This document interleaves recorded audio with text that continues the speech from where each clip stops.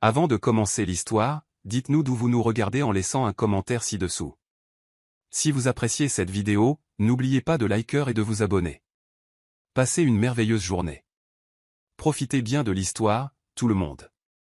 Evan Harper n'avait jamais touché une femme de manière romantique, pas intimement, pas même une brosse de doigts fortuite en croisant quelqu'un dans la rue. À 28 ans, il valait 500 millions de dollars et pouvait acheter n'importe quoi dans le monde, sauf le courage de regarder une belle femme dans les yeux sans que ses mains ne tremblent. Le contrat sur son bureau en acajou changeait tout. Accord de service de mère porteuse. Il était écrit avec une typographie froide et clinique, dans le but exprès de produire un héritier à la fortune de la famille Harper.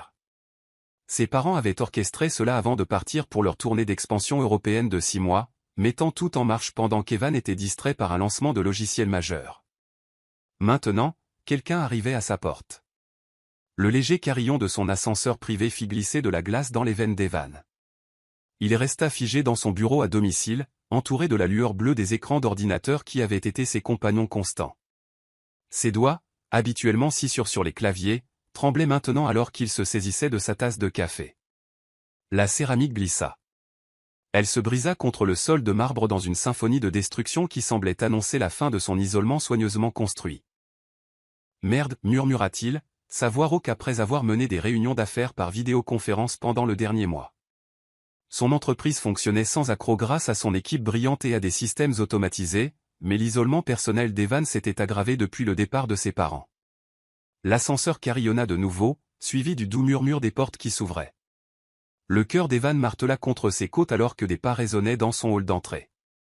Des pas féminins qui semblaient danser sur le marbre poli. Le concierge de son immeuble avait des instructions strictes pour annoncer tous les visiteurs, mais le contrat incluait des codes de contournement pour cette situation spécifique. Monsieur Harper, la voix était comme du miel chaud versé sur du velours, riche et mélodieuse avec juste un soupçon de nervosité qui fit se resserrer quelque chose au plus profond de la poitrine d'Evan. Je suis Lila Bennett. Je crois que vos parents ont arrangé ma venue. Lila Bennett, le nom du contrat, la femme engagée pour lui donner un enfant. Evan ferma les yeux, combattant la panique qui menaçait de le submerger. Son thérapeute l'avait prévenu que ce jour viendrait, où ses parents cesseraient d'accepter ses excuses sur sa concentration sur les affaires et commenceraient à prendre les choses en main. Il ne s'attendait juste pas à ce que cela se passe comme ça. Monsieur Harper, elle appela de nouveau, sa voix plus proche maintenant. Je sais que c'est gênant, mais peut-être pourrions-nous parler. J'ai conduit depuis Brooklyn sous cette tempête. Quelque chose dans son ton, un mélange de détermination et de vulnérabilité fit qu'Evan ouvrit les yeux. À travers la fente de la porte de son bureau, il eut son premier aperçu d'elle. Elle était à couper le souffle. Lila Bennett se tenait dans son hall comme une déesse qui s'était accidentellement égarée dans le domaine stérile d'un magnate de la technologie. Ses cheveux naturels encadraient un visage digne d'une peinture de la Renaissance, des pommettes délicates, des lèvres pleines qui se courbaient en un sourire incertain, et les yeux marrons les plus expressifs qu'Evan n'ait jamais vus. Elle portait une simple robe noire qui épousait ses courbes aux bons endroits. Et quand elle se déplaça nerveusement d'un pied sur l'autre, Evan sentit quelque chose s'agiter en lui qu'il n'avait jamais éprouvé auparavant. Une attraction brute et électrique. Sa bouche devint sèche, ses paumes commencèrent à transpirer, chaque muscle de son corps se tendit comme s'il se préparait à fuir, bien qu'il ne pût décider s'il voulait courir vers elle ou s'éloigner d'elle. « Je sais que vous êtes ici » dit doucement Lila, posant un petit sac à main sur sa table basse. Vos parents ont expliqué que vous êtes timide. Je veux que vous sachiez que je ne suis pas là pour vous juger ou vous forcer à faire quoi que ce soit qui ne vous mettrait pas à l'aise. Evan appuya plus fort contre le mur, souhaitant pouvoir disparaître complètement. Comment était-il censé avoir une conversation avec cette femme? Comment était-il censé la regarder sans bégayer comme un adolescent? Comment était-il censé expliquer que, malgré une valeur de 500 millions de dollars, il n'avait jamais tenu la main d'une femme, et encore moins fait ce que ses parents attendaient de lui? J'ai le contrat ici, continua Lila, sortant une chemise cartonnée de son sac à main. Il précise un arrangement de 6 mois avec des attentes spécifiques. Mais honnêtement, je préférerais d'abord juste parler, apprendre à nous connaître avant de nous soucier des arrangements commerciaux. Elle avança plus loin dans son salon, et Evan la regarda découvrir son espace, les meubles minimalistes, le mur de fenêtres donnant sur Central Park, l'absence totale de touches personnelles qui pourraient indiquer qu'un être humain vivait réellement ici. Son expression était curieuse plutôt que de jugement, ce qui rendait les choses encore pires d'une certaine manière. J'ai étudié la littérature à Columbia, dit-elle de manière conversationnelle, comme si elle discutait avec une vieille amie plutôt que de parler à une pièce vide. J'adore les livres, les après-midi pluvieux et les comédies romantiques nulles. Je suis probablement la seule personne à New York qui écrit encore dans un journal en papier au lieu de tout taper sur un ordinateur. Malgré sa terreur, Evan se surprit à se pencher plus près de la fente de la porte. Sa voix était hypnotique, l'attirant malgré chaque instinct qui lui criait de se cacher. « Je suis aussi fauché », admit Lila avec un rire résigné. « Ma mère a un cancer de stade 3, et les factures médicales sont en train de détruire notre famille. Le contrat offre assez d'argent pour lui sauver la vie, c'est pourquoi je suis ici, monsieur Harper. Non pas parce que je suis une sorte de professionnel, je suis juste une étudiante diplômée assez désespérée pour répondre à une annonce classée très inhabituelle. » L'honnêteté dans sa voix frappa Evan comme un coup physique. Elle n'était pas là parce qu'elle le voulait. Elle était là parce qu'elle en avait besoin. Tout comme il se cachait parce qu'il avait besoin de se cacher. Evan prit une inspiration tremblante et s'éloigna du mur. Son reflet dans la fenêtre lui montra ce que Lila verrait s'il se révélait.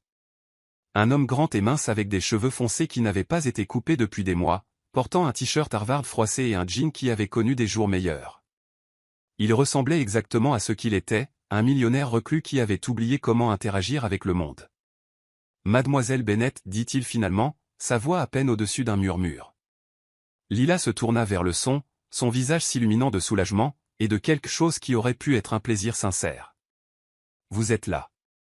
S'il vous plaît. Appelez-moi Lila. » Evan entra dans l'encadrement de la porte mais y resta figé, agrippant le cadre comme une bouée de sauvetage. Quand leurs yeux se rencontrèrent à travers la pièce, quelque chose d'électrique passa entre eux. Une secousse de reconnaissance qui n'avait rien à voir avec le contrat et tout à voir avec la façon dont elle le regardait pas avec pitié ou calcul, mais avec une simple chaleur humaine. « C'est terrifiant, » admit Evan, les mots tombant avant qu'il ne puisse les arrêter. Lila sourit, et l'expression transforma tout son visage. « Pour nous deux, acquiesça-t-elle, mais peut-être pourrions-nous être terrifiés ensemble devant un dîner. J'ai remarqué que vous avez une cuisine incroyable qui semble n'avoir jamais été utilisée. » Malgré tout, Evan sentit ses lèvres se relever en ce qui aurait pu être son premier sourire authentique depuis des mois. « Je commande surtout des plats à emporter, avoua-t-il. »« Parfait, » dit Lila, se dirigeant vers sa cuisine avec une assurance tranquille, « j'adore cuisiner. Pourquoi ne me dites-vous pas ce que vous aimez manger, et je verrai ce que je peux faire avec ce qu'il y a dans votre réfrigérateur. » Alors qu'Evan la regardait ouvrir son impeccable réfrigérateur en acier inoxydable et commencer à sortir des ingrédients qu'il avait oublié posséder, il réalisa que sa vie venait de changer pour toujours. La femme dans sa cuisine n'était pas seulement là pour remplir un contrat, elle était là pour le ramener dans le monde des vivants. Chapitre 2, briser la glace. Evan n'avait pas dormi pendant 3 nuits d'affilée. Il s'était allongé dans son lit king size, fixant le plafond, rejouant chaque instant du dîner avec Lila la façon dont elle avait fredonné en cuisinant, complètement à l'aise dans sa cuisine stérile, comment elle l'avait entraîné dans la conversation avec des questions sur son travail, ses centres d'intérêt, ses rêves, comme s'il était une personne normale digne d'une curiosité sincère. Mais c'était le moment où elle avait touché sa main qui le hantait le plus. Quand il avait tendu la main vers le sel en même temps qu'elle, leurs doigts s'étaient frôlés pendant peut-être 3 secondes qui avaient envoyé des éclairs à travers tout son système nerveux, le faisant reculer si violemment qu'il avait failli renverser son verre de vin. Lila s'était excusée comme si elle avait fait quelque chose de mal, mais Evan avait vu l'éclair de peine dans ses magnifiques yeux marrons. Maintenant, c'était lundi matin, et elle était dans sa bibliothèque. Evan se tenait à l'extérieur de l'embrasure de la porte comme un adolescent avec son premier béguin, rassemblant le courage d'entrer dans sa propre maison. À travers la fente, il pouvait voir Lila recroquevillée dans son fauteuil de lecture préféré, ses jambes repliées sous elle, complètement absorbée par un exemplaire usé de Jane Eyre. Elle avait troqué la robe de la veille pour un jean et un pull crème doux qui faisait briller sa peau, et ses cheveux naturels captaient la lumière du soleil matinal qui filtrait à travers les hautes fenêtres. Elle était la chose la plus belle qu'il ait jamais vue dans son monde stérile et solitaire. « Vous pouvez entrer, vous savez, » dit Lila sans lever les yeux de son livre, un sourire jouant au coin de sa bouche. « Je ne mords pas. » Le visage d'Evan brûla de gêne à l'idée d'avoir été surpris en train de regarder. « Je ne voulais pas déranger votre lecture, » marmonna-t-il, entrant avec hésitation dans la pièce qui avait été son sanctuaire privé pendant des années. « Vous ne me dérangez pas, » l'assura Lila, levant enfin les yeux. Quand leurs regards se rencontrèrent, Evan sentit la même secousse électrique de la veille. Je pensais juste à quel point votre bibliothèque est incroyable. La plupart des gens qui ont des collections comme celle-ci les traitent comme de la décoration. Je les ai tous lus, admit Evan, s'approchant malgré sa nervosité, certains d'entre eux plusieurs fois. Le visage de Lila s'illumina d'un plaisir sincère. Vraiment? Même les sœurs Brontë? Surtout les sœurs Brontë, dit Evan, surpris par sa propre audace. Émilie était un génie, mais Charlotte comprenait la passion d'une manière qui était révolutionnaire pour son époque. Les mots tombèrent avant qu'il ne puisse les arrêter, et Evan regretta immédiatement d'avoir parlé. Lila était probablement juste polie, qui voulait entendre un millionnaire reclus divaguer sur la littérature victorienne? Mais au lieu de s'ennuyer, Lila posa son livre et se pencha en avant avec un intérêt évident. « Que pensez-vous de Rochester » demanda-t-elle. Est-ce un héros romantique, ou juste un homme plus âgé manipulateur qui profite de l'inexpérience de Jane? Pendant l'heure qui suivit, ils débattirent de littérature avec une intensité qui fit oublier sa timidité à Evan. Lila était brillante, pas seulement instruite, mais sincèrement passionnée par les livres et les idées. Elle contesta ses interprétations, le fit voir des histoires familières sous de nouveaux angles et rit de ses observations sèches d'une manière qui fit se sentir sa poitrine chaude et serrée. « Vous devriez être professeur, dit Evan quand leur conversation marqua une pause naturelle. Vous avez des idées qui inspireraient les étudiants. Le sourire de Lila faiblit légèrement. C'est le plan, à terme, une fois que j'aurai terminé ma thèse et trouvé un poste. Mais en ce moment. Elle fit un geste vague, et Evan se rappela pourquoi elle était là, les factures médicales, le contrat de 6 mois que ses parents avaient arrangé, le désespoir qui l'avait poussé à répondre à leur annonce. Votre mère, dit Evan doucement. Comment réagit-elle au traitement? Cancer du sein de stade 3, répondit Lila, sa voix soigneusement contrôlée. Le traitement est expérimental et coûteux, mais les médecins pensent qu'il y a une réelle chance de rémission si nous pouvons nous permettre de continuer. La douleur dans sa voix fit souffrir la poitrine d'Evan. Il voulait arranger ça pour elle, écrire un chèque qui résoudrait tous ses problèmes, mais il sentait que cela ne ferait que la faire se sentir plus mal à propos de leur arrangement. Parlez-moi d'elle, dit-il à la place. Comment est-elle? Le visage de Lila s'adoucit alors qu'elle commença à décrire sa mère, une enseignante à la retraite qui avait élevé Lila seule, qui se portait toujours volontaire pour des programmes d'alphabétisation malgré sa maladie, qui s'inquiétait plus de l'avenir de sa fille que de son propre pronostic. En parlant, Evan se surprit à se pencher plus près, attiré non seulement par ses mots, mais par la façon dont ses yeux pétillaient lorsqu'elle parlait de quelqu'un qu'elle aimait. Elle vous aimerait bien, dit soudainement Lila. Elle disait toujours que les meilleurs hommes sont ceux qui lisent des livres et réfléchissent vraiment à ce qu'ils signifient. Le cœur d'Evan rata plusieurs battements. Elle est au courant de cet arrangement? Mon Dieu, non.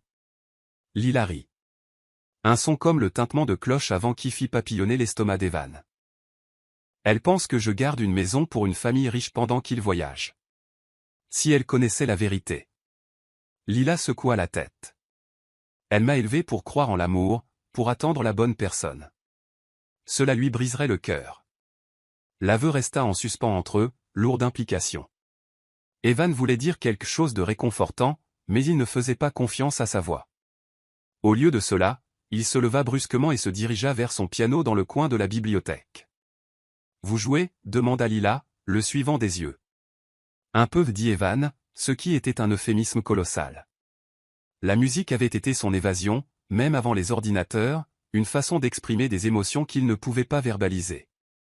Ses doigts trouvèrent les touches automatiquement, commençant une pièce qu'il avait composée l'année dernière pendant un hiver particulièrement solitaire.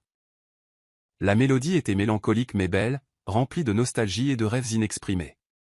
Pendant qu'Evan jouait, il se perdit dans la musique, oubliant que Lila regardait, oubliant d'être gêné de partager quelque chose d'aussi personnel. Les notes coulaient à travers lui comme une confession, racontant l'histoire d'un homme qui avait construit des murs si hauts qu'il avait oublié ce que ça faisait de laisser quelqu'un entrer. Quand la dernière note s'éteignit, Evan resta figé au piano, craignant de voir la réaction de Lila. Et si elle pensait que sa musique était prétentieuse? C'était magnifique, murmura Lila, et Evan se tourna pour la trouver debout juste derrière lui, assez près pour qu'il puisse sentir son parfum, quelque chose de chaud et de subtil qui lui faisait tourner la tête. C'est vous qui l'avez composé. Evan hocha la tête, ne faisant pas confiance à sa voix. Lila était si proche qu'il pouvait voir les paillettes dorées dans ses yeux marrons, qu'il pouvait compter ses longs cils, qu'il pouvait remarquer la façon dont ses lèvres s'entrouvraient légèrement lorsqu'elle respirait. Cela sonnait comme la solitude, dit-elle doucement, mais aussi comme l'espoir, comme quelqu'un qui attend que quelque chose de beau se produise. Leurs yeux se verrouillèrent, et Evan sentit l'air entre eux se charger d'électricité. Le regard de Lila tomba sur sa bouche pendant juste une seconde avant de retrouver ses yeux, et le cœur d'Evan martela contre ses côtes. Elle allait l'embrasser, il le voyait dans son expression, dans la façon dont elle se balançait légèrement plus près. La panique le saisit. Evan recula si violemment que le banc de piano gratta sur le parquet en bois. « Je devrais. J'ai du travail, bégaya-t-il, s'enfuyant pratiquement de la pièce. Derrière lui, il entendit le soupir de Lila, mais elle ne le suivit pas. Quand il atteignit son bureau, Evan claqua la porte et appuya son dos contre elle, respirant difficilement. Tout son corps tremblait à cause de ce moment de quasi-contact, à cause de ce désir qui avait presque submergé sa peur. Pour le reste de la journée, Evan se cacha dans son bureau comme un lâche, commandant un déjeuner à livrer et ne communiquant avec Lila que par des messages textes maladroits. Mais même avec une porte entre eux, il pouvait sentir sa présence dans sa maison, comme une belle perturbation dans son monde soigneusement ordonné. Ce soir-là, lorsqu'il émergea enfin pour le dîner, Lila agit comme si rien ne s'était passé. Elle avait encore cuisiné, quelque chose qui sentait incroyablement bon, et elle discuta facilement de livres, d'événements d'actualité, de tout sauf du moment près du piano. Du moment où ils avaient failli franchir une limite qu'aucun des deux n'était prêt à reconnaître. Mais Evan remarqua la façon dont elle faisait attention à ne pas le toucher en passant les plats. Il remarqua comment elle gardait ses distances lorsqu'il se déplaçait dans la cuisine. Par-dessus tout, il remarqua la douleur qu'elle essayait de cacher derrière son sourire. Alors qu'il était allongé dans son lit cette nuit-là, fixant de nouveau le plafond, Evan réalisa qu'il était en train de tomber amoureux de Lila Bennett. La femme que ses parents avaient engagée pour lui donner un héritier était en train de devenir quelque chose de bien plus dangereux, quelqu'un pour qui il se souciait vraiment. Et cela le terrifiait plus que toute autre chose dans son monde soigneusement contrôlé. « Vous ne pouvez pas vivre toute votre vie dans ce pantouse », annonça Lila jeudi matin, debout dans l'encadrement de la porte d'Evan, les mains sur les hanches et la détermination brûlant dans ses yeux. « Quand avez-vous pour la dernière fois fait l'expérience de la lumière du soleil non filtrée ?» Evan leva les yeux de son ordinateur portable, où il se cachait derrière du code depuis l'heure précédente, essayant de ne pas penser à la façon dont la routine matinale de Lila était devenue le point culminant de sa journée, la façon dont elle fredonnait en faisant du café, comment elle lui gardait toujours le dernier morceau de pain grillé, la grâce inconsciente avec laquelle elle se déplaçait dans son espace comme si elle y appartenait.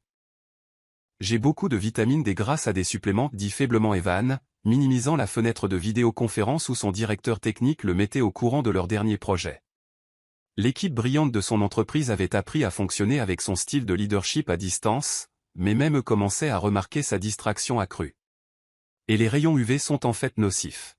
« Habillez-vous » l'interrompit Lila, entrant dans son bureau avec cette démarche assurée qui faisait s'accélérer son pouls.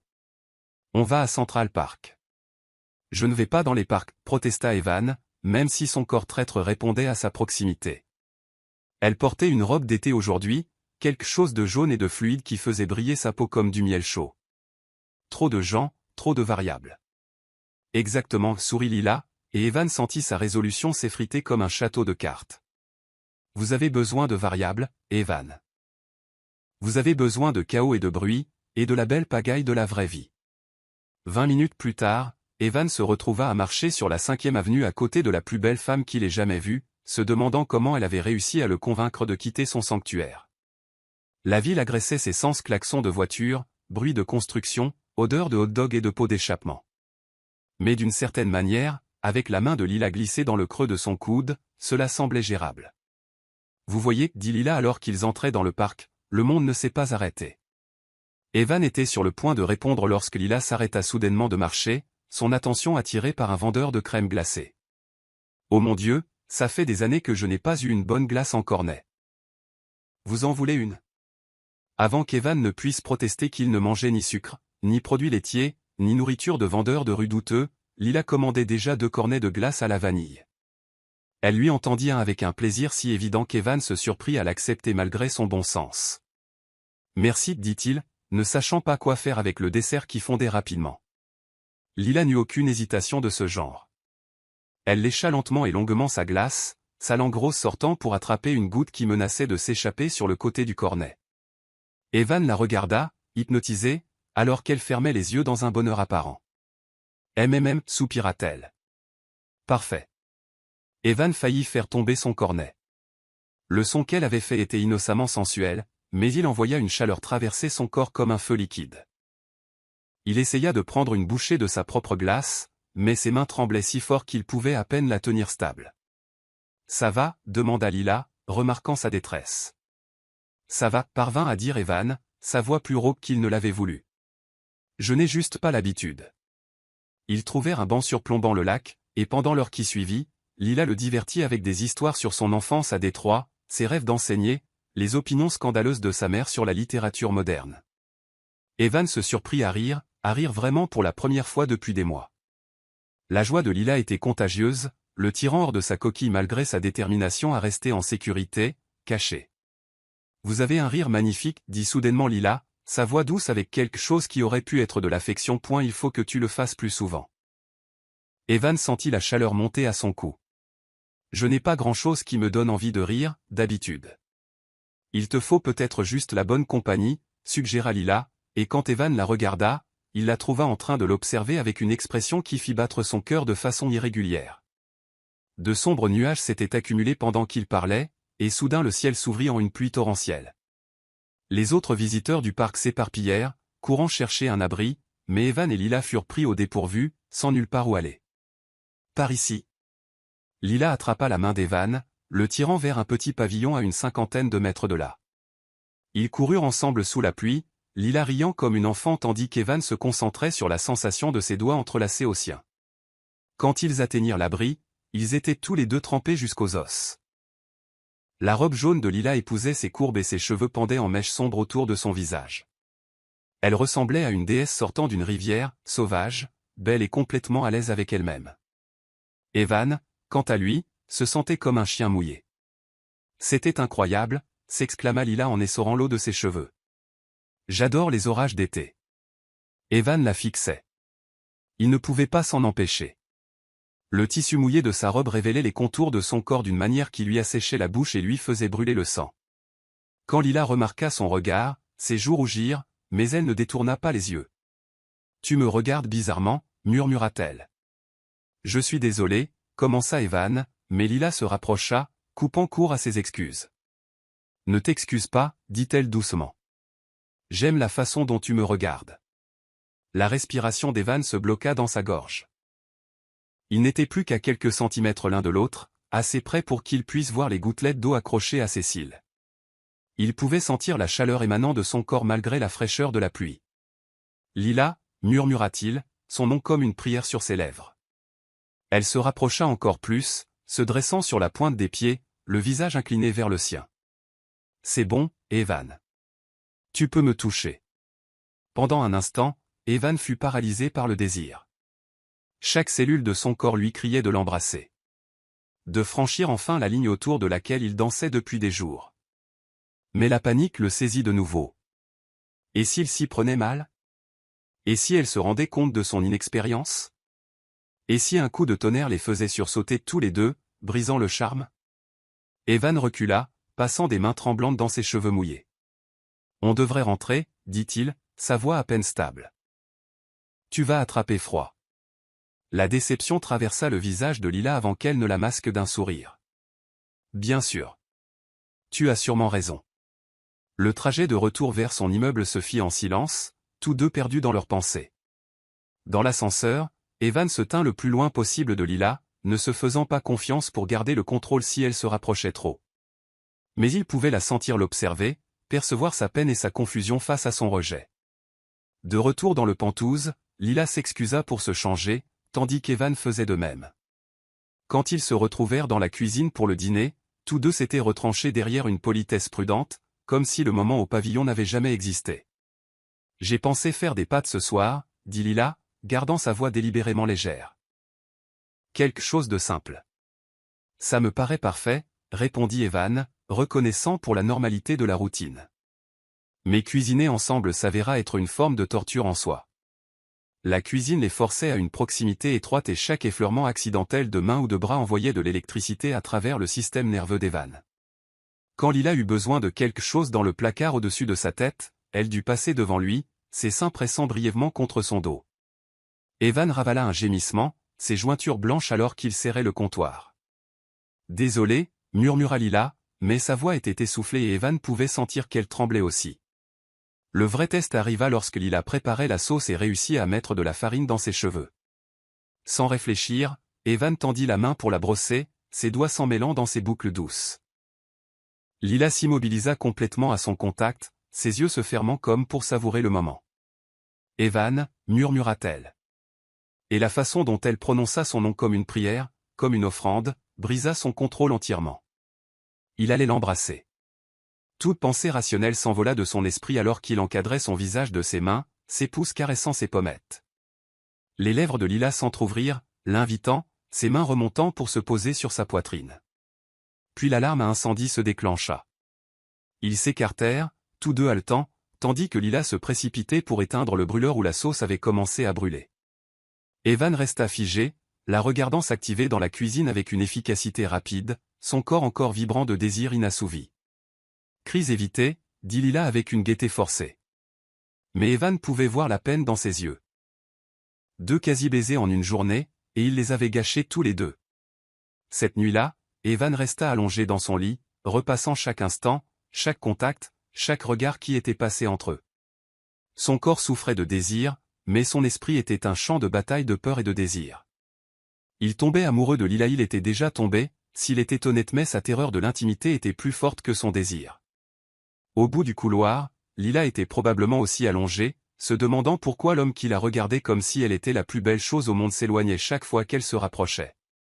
Evan ferma les yeux, sachant que demain apporterait plus de la même torture exquise, plus de moments de connexion suivis de sa retraite inévitable, plus de preuves qu'il était trop abîmé, trop brisé pour mériter quelqu'un d'aussi incroyable que Lila Bennett.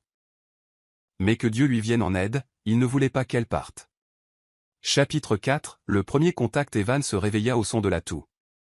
Au début, il pensa qu'il rêvait.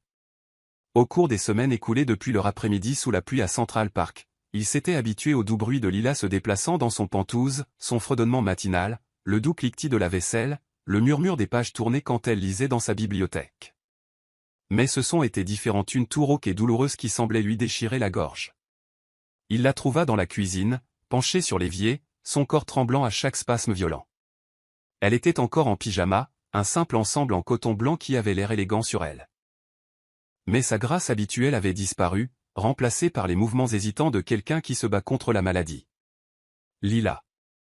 Evan s'approcha prudemment, son cœur se serrant à la vue de sa détresse. « Ça va ?» Elle se tourna vers lui, et Evan sentit sa poitrine se nouer d'inquiétude. Ses beaux yeux marrons étaient vitreux de fièvre. Ses joues étaient d'un rose vif contre sa peau mate. Quand elle essaya de parler, une autre quinte de toux la saisit, la laissant haletante. « Je vais bien » parvint-elle à murmurer. Mais le mensonge était évident, même pour quelqu'un d'aussi inexpérimenté socialement qu'Evan. Juste un petit rhume. « Tu es brûlante » dit Evan, et sans réfléchir, il pressa le revers de sa main sur son front. Au moment où sa peau toucha la sienne, tout changea. Le contact fut électrique, mais pas de la manière habituelle qui le faisait paniquer et reculer. C'était différent, protecteur, tendre, nécessaire. La peau de Lila était brûlante sous ses doigts, confirmant ce qu'il savait déjà. Elle avait une forte fièvre, et elle essayait de le lui cacher. « Tu dois te mettre au lit » dit fermement Evan, surpris par sa propre autorité. « J'allais préparer le petit déjeuner » protesta faiblement Lila. Mais elle chancela sur ses pieds, et Evan tendit instinctivement la main pour la soutenir. Ses mains trouvèrent sa taille, et à travers le fin coton de son pyjama, il put sentir la chaleur émanant de son corps. Elle paraissait si petite, si fragile, et la protectivité féroce qui le submergea était différente de tout ce qu'il avait jamais connu. « La seule chose que tu vas préparer, c'est te rendre encore plus malade, » dit Evan, la guidant doucement vers la chambre d'amis où elle logeait. « Viens. » Lila n'avait pas la force de discuter. Elle s'appuya sur le soutien d'Evan, sa tête tombant sur son épaule alors qu'il marchait lentement dans le couloir. La confiance simple de ce geste, la façon dont elle lui permit de prendre soin d'elle, serra la gorge d'Evan d'émotion. Dans sa chambre, Evan l'aida à s'installer sous les couvertures, ses mouvements étant prudents et respectueux. Quand Lila se mit immédiatement à frissonner malgré la fièvre, Evan remonta les couvertures jusqu'à son menton, ses doigts effleurant son cou alors qu'il bordait le tissu autour d'elle. « Je reviens tout de suite » promit-il. Et pour la première fois depuis son arrivée, la quitter fut physiquement douloureux. Evan n'avait jamais pris soin de personne de sa vie. Ses parents avaient toujours engagé des professionnels quand il était malade, maintenant leur distance émotionnelle même pendant ses maladies d'enfant. Mais maintenant, face à la vulnérabilité de Lila, des instincts qu'il ne soupçonnait pas d'avoir pris le dessus. Il revint avec un thermomètre, un verre d'eau et un réducteur de fièvre de son armoire à pharmacie méticuleusement approvisionné. La température de Lila était de 39,4 degrés, suffisamment élevée pour justifier une sérieuse inquiétude. « On devrait appeler le médecin », dit Evan, se saisissant déjà de son téléphone. Non.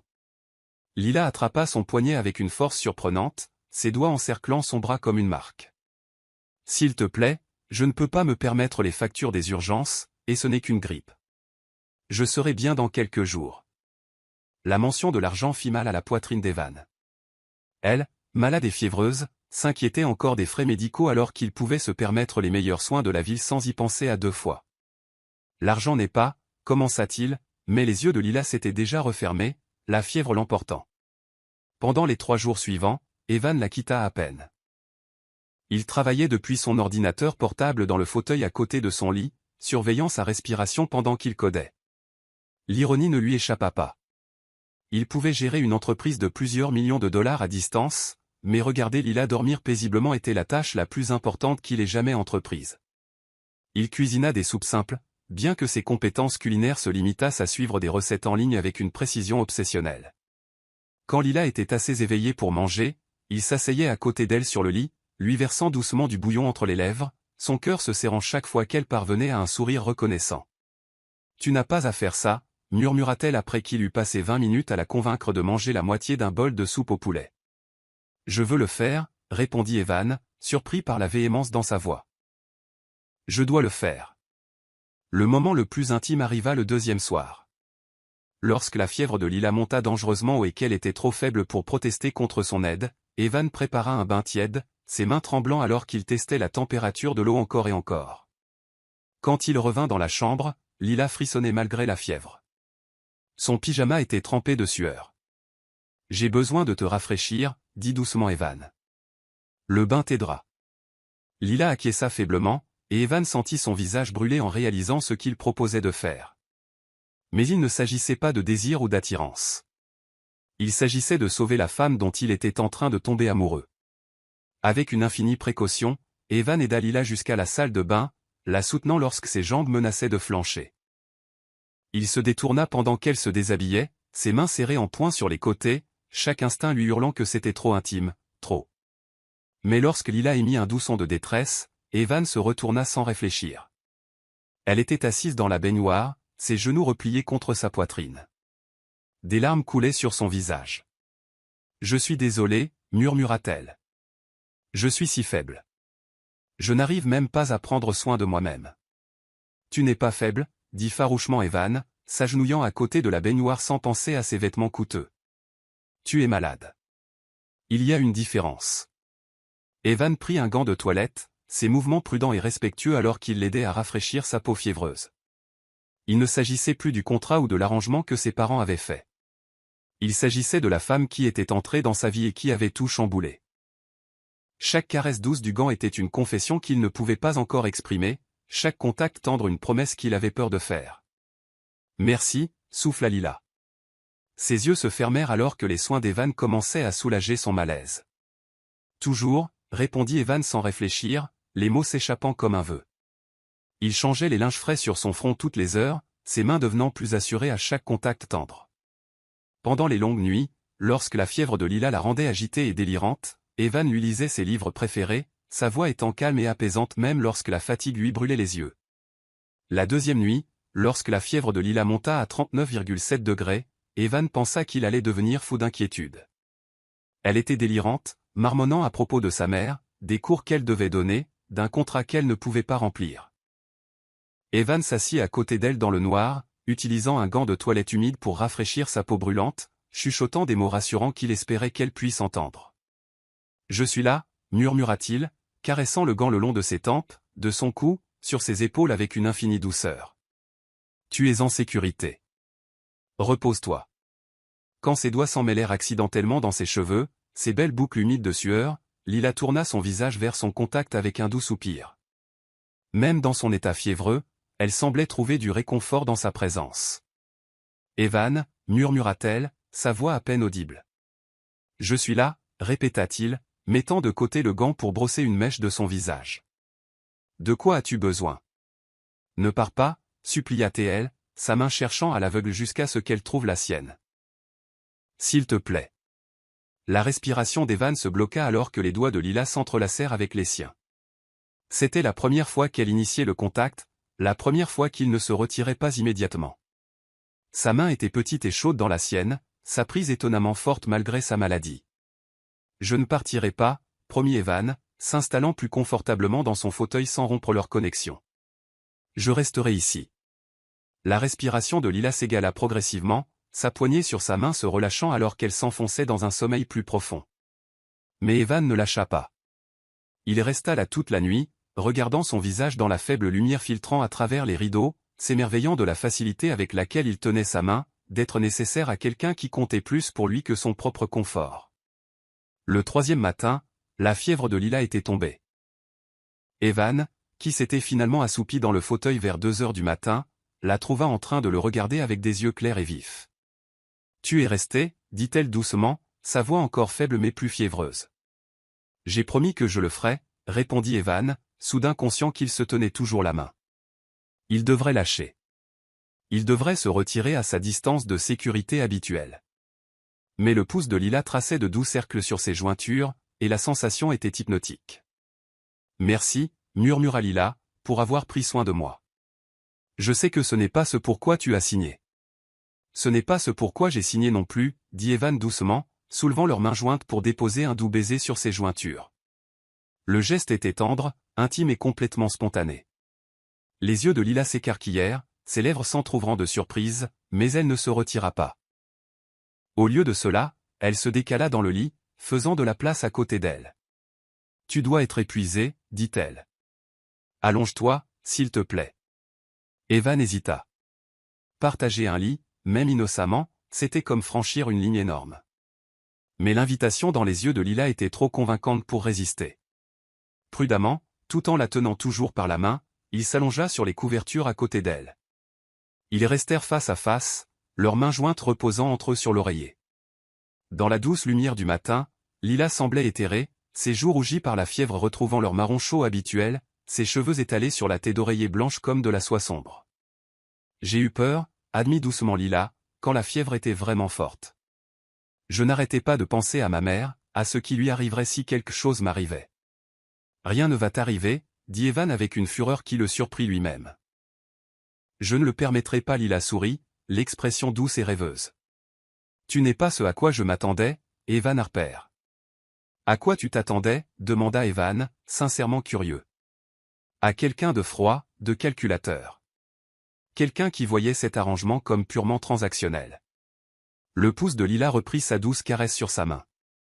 Au lieu de ça, j'ai trouvé quelqu'un qui joue de la belle musique et lit de la poésie et reste debout toute la nuit en me tenant la main quand je suis malade. Evan sentit la chaleur monter à ses joues. Je ne suis pas doué pour ça, avoua-t-il, pour être proche des gens. Tu me donnes envie d'essayer, mais je ne sais pas comment. Tu t'en sors très bien, l'assura Lila, se décalant légèrement plus près. Mieux que bien. Ils parlèrent doucement pendant encore 1 heure, de livres, de musique, de l'enfance de Lila et de l'adolescence solitaire d'Evan. La conversation était intime d'une manière qui n'avait rien à voir avec l'attirance physique et tout à voir avec une connexion véritable. Evan se retrouva à partager des choses qu'il n'avait jamais dites à personne, poussé par la chaleur patiente de Lila et la sécurité de leurs mains jointes. Quand Lila se rendormit enfin, Evan resta à ses côtés, observant la montée et la descente paisible de sa respiration. Il y a 3 jours, toucher sa main l'aurait fait paniquer. Maintenant, il ne pouvait pas imaginer la lâcher. Quelque chose de fondamental avait changé entre eux pendant sa maladie. La distance prudente qu'ils avaient maintenue s'effritait, remplacée par quelque chose de plus profond et de plus dangereux. Evan tombait amoureux de Lila Bennett et pour la première fois de sa vie, sa peur était en train de perdre la bataille face à son cœur. Alors que le soleil de l'après-midi filtrait à travers les fenêtres, Evan ferma les yeux et s'autorisa à imaginer un avenir où tenir la main de Lila n'était que le début, où son doux contact pouvait guérir plus que sa seule peur de l'intimité, Ou la femme embauchée pour lui donner un héritier pourrait au lieu de cela lui donner tout ce qu'il n'avait jamais osé espérer. Evan aurait dû savoir que quelque chose n'allait pas lorsque Nathan Brox frappa à sa porte sans prévenir un jeudi soir. Son partenaire commercial ne venait jamais aux Penthouse. Leurs réunions avaient toujours lieu dans des salles de conférences stériles ou via des appels vidéo cryptés. Nathan préférait ses relations propres, professionnelles et dépourvues de complications personnelles.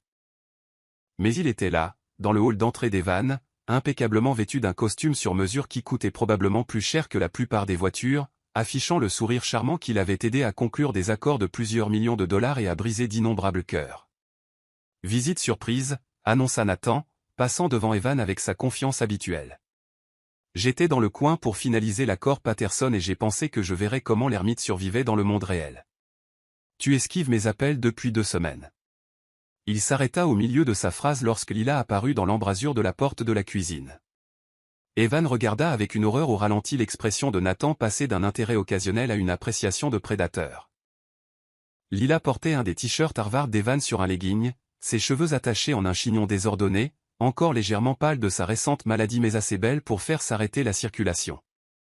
Elle avait l'air confortable, domestique, comme si elle était à sa place chez Evan, ce qui ne fit que rendre le regard avide de Nathan plus exaspérant. « Eh bien, traîna Nathan, sa voix prenant le ton suave qu'il utilisait pour séduire aussi bien les investisseurs que les femmes. « Evan, tu n'as pas mentionné que tu avais de la compagnie. »« Nathan, voici Lila, » dit Evan sèchement, se rapprochant de façon protectrice d'elle. « Lila, mon partenaire commercial, Nathan Brox. » Lila s'avança avec un sourire chaleureux, tendant la main pour le saluer. « Enchanté de vous rencontrer, Nathan. Evan m'a beaucoup parlé de votre travail ensemble. » Lorsque Nathan prit sa main, Evan sentit quelque chose de sombre et de primitif griffer sa poitrine. Nathan ne serra pas simplement la main de Lila. Il la tint, son pouce caressant ses jointures dans un geste qui fit perdre la vue à Evan de rage. « Le plaisir est entièrement pour moi, » dit Nathan, ses yeux parcourant avec appréciation le visage de Lila, jusqu'à l'endroit où le t-shirt surdimensionné d'Evan laissait deviner ses courbes. « Et qu'est-ce qui amène une si belle femme dans la forteresse de solitude de notre Evan ?» Evan serra les poings, combattant l'envie d'enlever physiquement les mains de Nathan de Lila. Il n'avait jamais rien ressenti de tel auparavant, cette fureur brûlante et possessive qui lui donnait envie de revendiquer Lila devant tout le monde, de la marquer comme sienne d'une manière qui le terrifiait et le remplissait d'excitation. « Je suis ici temporairement, » répondit Lila diplomatiquement, retirant doucement sa main de la poigne de Nathan. Evan a été incroyablement gentil. « Je suis sûr qu'il l'a été, » dit Nathan avec un sourire complice qui donna envie à Evan de frapper quelque chose. Bien que je doive dire, Evan, garder une si charmante compagnie n'est pas du tout ton genre. D'habitude, tu es allergique à quiconque ne communique pas en code binaire. Le commentaire se voulait taquin, mais Evan entendit le message sous-jacent fort et clair. Qu'est-ce que quelqu'un comme Lila pouvait bien voir en un reclus socialement maladroit comme lui? Vous voulez du café? Offrit Lila, apparemment inconsciente de l'atmosphère chargée en testostérone. J'en faisais justement. J'adorerais, dit Nathan en douceur, et j'adorerais en savoir plus sur ce que vous faites.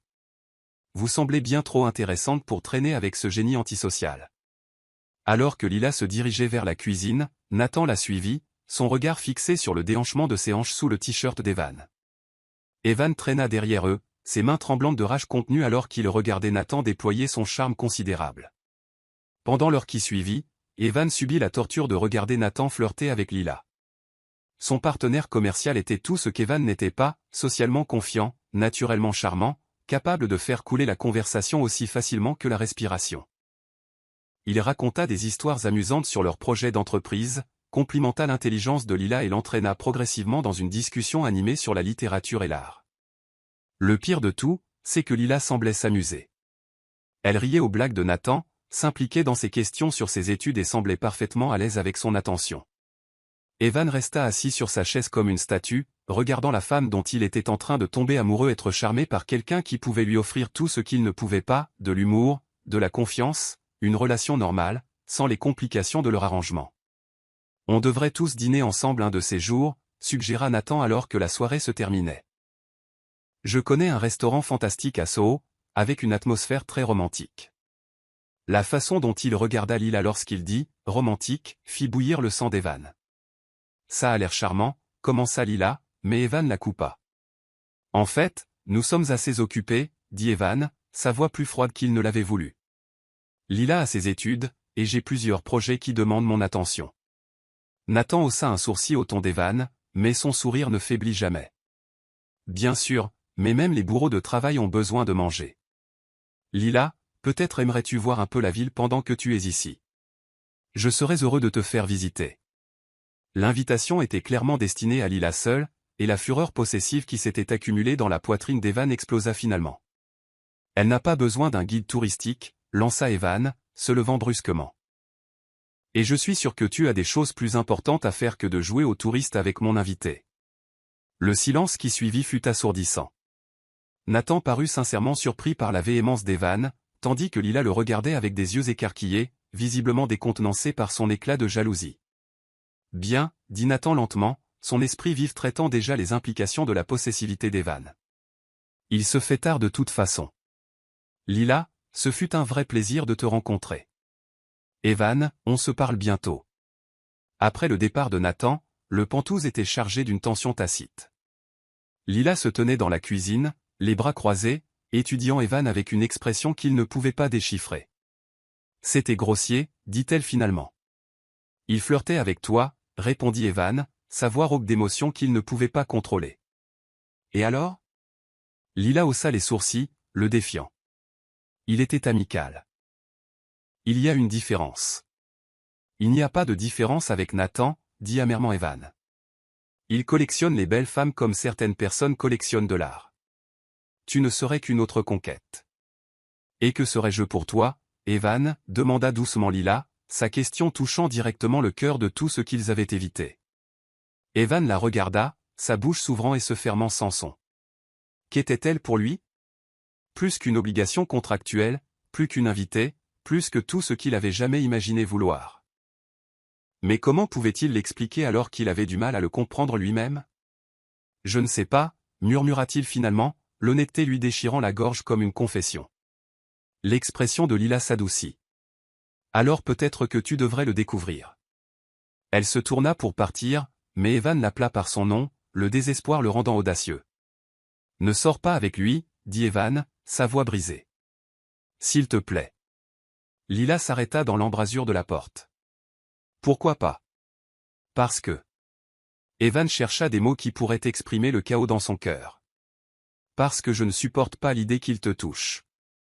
Parce que le voir te regarder m'a donné envie de faire des choses violentes que je n'ai jamais même imaginées.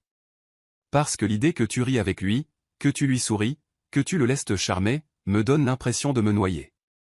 Les mots restèrent suspendus dans l'air entre eux, crus, honnêtes et terrifiants. Lila se tourna lentement pour lui faire face, ses yeux écarquillés par quelque chose qui aurait pu être de l'émerveillement. Evan, souffla-t-elle, et son nom sur ses lèvres résonna comme une prière. Je sais que je n'ai pas le droit de te le demander, continua Evan, sa voix gagnant en force. Je sais que notre arrangement ne me donne aucun droit sur toi, mais je te le demande quand même parce que l'idée de te perdre au profit de quelqu'un comme Nathan est en train de me tuer. Lila traversa la pièce en trois grandes enjambées, ses mains remontant pour encadrer son visage. Evan sentit sa respiration se couper au contact, à la chaleur dans ses yeux alors qu'elle le regardait. Tu ne me perdras au profit de personne, dit-elle doucement. Et tu as plus le droit de le demander que tu ne le penses. Lila, murmura Evan, ses mains remontant pour couvrir les siennes. Je voulais te rendre jaloux, admit-elle, ses joues rougissant. Quand Nathan flirtait, une partie de moi espérait que ça te pousserait à me dire enfin ce que tu ressens. Ce que je ressens, répéta Evan, son cœur tambourinant contre ses côtes. Comme si tout cela avait cessé d'être un contrat il y a des semaines, dit Lila, se levant sur la pointe des pieds jusqu'à ce que leur visage ne soit plus qu'à quelques centimètres. Comme si nous étions tous les deux en train de tomber amoureux de quelque chose de vrai. Le contrôle d'Evan s'effondra. Toute la peur, toute la distance prudente qu'il avait maintenue, tous les murs qu'il avait construits autour de son cœur s'écroulèrent face à la confession honnête de Lila. Sans réfléchir, sans planifier, sans donner à sa terreur le temps d'intervenir, Evan encadra son visage de ses mains et l'embrassa. Le baiser était tout ce qu'Evan avait imaginé et rien de ce à quoi il s'était attendu. Les lèvres de Lila étaient douces et chaudes sous les siennes, souples et parfaites alors qu'elles fondaient contre lui. Quand elle soupira dans sa bouche, s'ouvrant pour lui, Evan eut l'impression de voler et de tomber simultanément. Des mois de désir refoulé se déversèrent dans ce baiser, chaque instant de désir. Chaque nuit de rêve, chaque contact prudent qui les avait menés à ce point. Les mains d'Evan s'en mêlèrent dans les cheveux de Lila et elle se pressa plus près, ses bras s'enroulant autour de son cou comme si elle ne voulait jamais le laisser partir. Quand ils se séparèrent enfin, tous deux haletants, Evan pressa son front contre le sien. « Je suis en train de tomber amoureux de toi », murmura-t-il. Les mots s'échappant avant qu'il ne puisse les arrêter. « Je pense que je suis tombé depuis le moment où tu es entré dans ma vie. » Le sourire de Lila était radieux. « Tant mieux, dit-elle, le tirant vers un autre baiser, parce que moi, je suis déjà tombé. » Chapitre 6, apprendre à aimer. Le matin après leur premier baiser, Evan se réveilla avec le cœur qui battait la chamade et l'esprit tourbillonnant de possibilités. Pour la première fois de sa vie d'adulte, il avait dit à quelqu'un qu'il l'aimait et elle le lui avait rendu. Le souvenir des lèvres de Lila sous les siennes, la façon dont elle avait fondu dans ses bras, la confession haletante qu'ils avaient partagée se répétait dans son esprit comme sa chanson préférée. Mais avec l'aube vint l'incertitude. Que font les gens après avoir avoué leur amour? Comment étaient-ils censés se comporter avec Lila maintenant que tout avait changé? Evan trouva sa réponse lorsqu'il entra dans la cuisine et vit Lila en train de faire du café dans une de ses chemises boutonnées, ses jambes nues sous l'ourlet. Elle leva les yeux lorsqu'il apparut, et le sourire radieux qui se répandit sur son visage chassa tous ses doutes. « Bonjour », dit-elle doucement, s'approchant de lui sans la distance prudente qu'ils avaient maintenue auparavant. « Tu as bien dormi ?» Au lieu de répondre, Evan encadra son visage de ses mains et l'embrassa pour lui dire bonjour, un baiser doux, tendre et respectueux. Quand ils se séparèrent, les yeux de Lila brillaient de bonheur. « Beaucoup mieux maintenant », murmura Evan contre ses lèvres, s'émerveillant de la facilité avec laquelle cela se passait, à quel point c'était juste. « J'ai une idée. » Lila dit. Ses bras s'enroulant autour de sa taille. « Et si on avait un vrai rendez-vous ?» Ce que les couples normaux font. Le mot « couple » fit vibrer la poitrine d'Evan. « À quoi tu penses ?»« Il y a l'ouverture d'une exposition d'art au Mai aujourd'hui, » dit Lila. Son enthousiasme était contagieux. Des artistes contemporains réinventant des thèmes classiques. Ça a l'air parfait pour quelqu'un qui apprécie à la fois l'innovation et la tradition. Evan hésita. Le Metropolitan Museum signifiait des foules. Des étrangers. Le genre de situation sociale qui le faisait habituellement paniquer. Mais l'espoir dans les yeux de Lila lui donna envie d'être courageux. « J'aimerais ça, » dit-il, surpris par sa propre conviction. « Mais d'abord, laisse-moi officialiser la chose. » Cet après-midi-là, Evan fit quelque chose qu'il n'avait jamais fait de sa vie d'adulte. Il appela un service de voiture au lieu de se cacher derrière un écran d'ordinateur. Alors qu'il roulait dans le trafic de Manhattan, la main de Lila chaude dans la sienne, Evan s'émerveilla de la différence de la ville lorsqu'on n'en avait pas peur. Le musée était bondé, comme Evan l'avait craint. Mais quelque chose de magique se produisit lorsqu'ils traversèrent les galeries ensemble. Avec Lila à ses côtés, son bras accroché au sien, le chaos devint un bruit de fond. Son excitation était contagieuse alors qu'elle le menait de tableau en tableau, discutant de la technique et du symbolisme avec l'expertise de quelqu'un qui aimait sincèrement l'art. « Regarde celui-ci », dit Lila, s'arrêtant devant une toile immense qui réinventait la Vénus de Botticelli en une femme noire moderne émergeant des eaux urbaines. La façon dont elle a fusionné les normes de beauté classique avec un commentaire social contemporain est brillante. Evan se retrouva à étudier le tableau, pas seulement pour sa valeur artistique, mais pour la façon dont les yeux de Lila s'illuminaient lorsqu'elle expliquait le symbolisme. Quand elle lui montra des détails dans les coups de pinceau, il se rapprocha, sa poitrine pressée contre son dos, son menton posé sur son épaule. « Tu vois ce fil d'or tissé dans ses cheveux ?» demanda Lila, s'appuyant contre lui. « fit Evan, mais il était plus intéressé par la façon dont Lila sentait quelque chose de floral et de chaud qui lui donnait envie d'enfouir son visage dans son cou. Quand sa respiration effleura son oreille, il la sentit frissonner. « Evan » murmura-t-elle, son nom un doux avertissement. « Désolé » murmura-t-il, mais il ne s'écarta pas. Au lieu de ça, ses mains trouvèrent sa taille, la serrant contre lui alors qu'ils se déplaçaient dans la galerie comme des danseurs suivant une musique inaudible. Au moment où ils eurent vu toute l'exposition, Evan était ivre de la proximité de Lila, la façon dont elle se penchait vers lui lorsqu'elle s'enthousiasmait pour une œuvre, la façon dont elle posait inconsciemment sa main sur sa poitrine pour souligner un point, les doux soupirs qu'elle faisait lorsqu'il lui chuchotait des observations à l'oreille. Chaque instant construisait une tension qui n'avait rien à voir avec la peur et tout à voir avec le désir. C'était incroyable, dit Lila alors qu'il sortait dans la lumière dorée de la fin d'après-midi. Merci d'être venu avec moi. Merci de me l'avoir montré, répondit Evan. J'ai déjà été dans des musées, mais je ne les ai jamais vus à travers tes yeux. Ils décidèrent de rentrer à pied vers son immeuble, prenant leur temps en traversant Central Park alors que le soleil se couchait derrière les arbres. D'autres couples se promenaient sur les chemins autour d'eux, et pour la première fois de sa vie, Evan eut l'impression d'être à sa place parmi eux. Dis-moi quelque chose, dit Lila alors qu'il trouvait un banc surplombant le lac. Quelle est ta partie préférée dans la création de logiciels? Evan réfléchit à la question, surpris de la trouver si personnelle.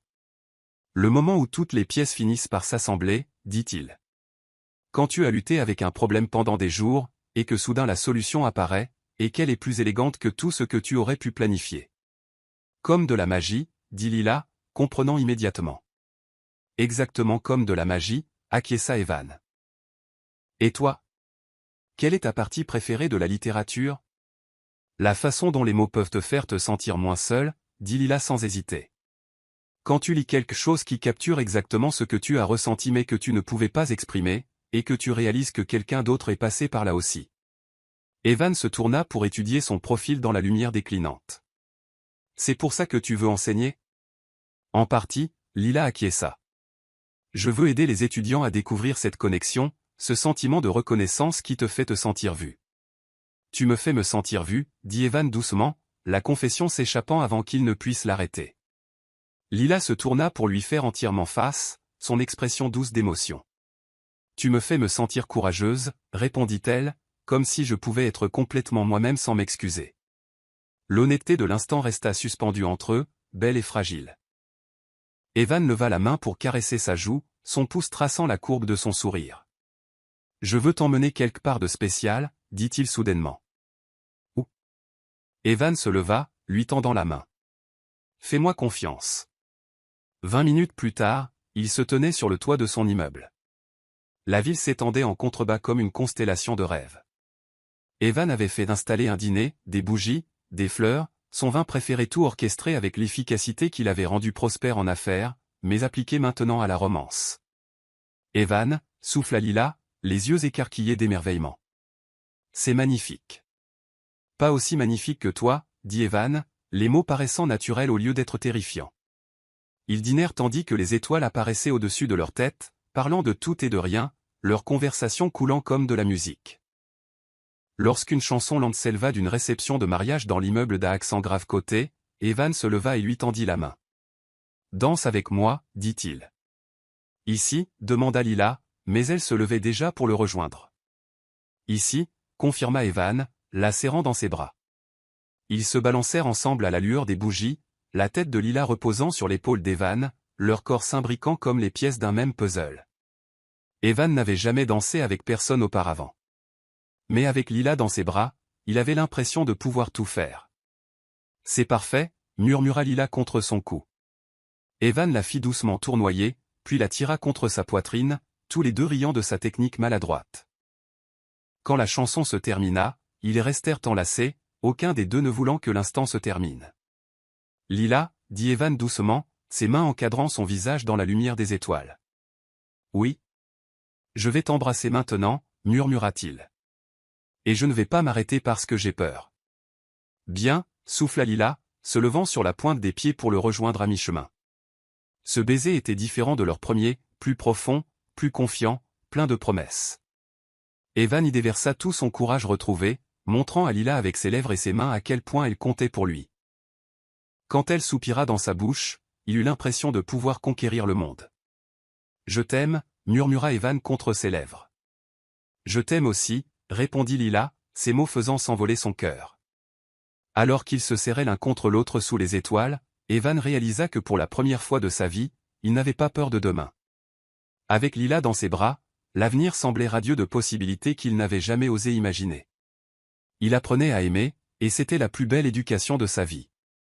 Evan passa la journée entière à planifier la perfection, mais le soir, ses mains tremblaient si fort qu'il pouvait à peine allumer les bougies. Cela faisait 3 semaines depuis leur premier baiser, 3 semaines de rapprochement à tous les niveaux, sauf celui qui le terrifiait le plus.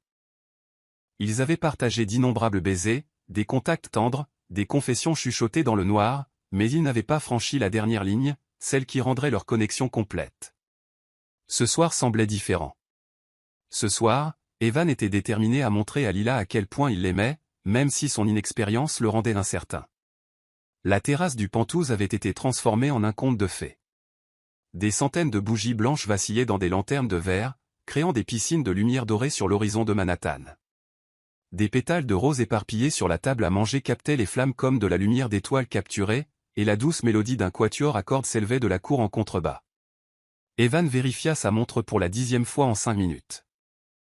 Lila se préparait dans sa chambre, lui donnant le temps de préparer leur dîner, bien que « préparer » soit un terme généreux pour ceux qui revenaient à arranger des plats à emporter du restaurant le plus exclusif de la ville sur de la vraie porcelaine. Evan, la voix de Lila vint de derrière lui, douce et émerveillée. Il se retourna, et sa respiration se bloqua dans sa gorge.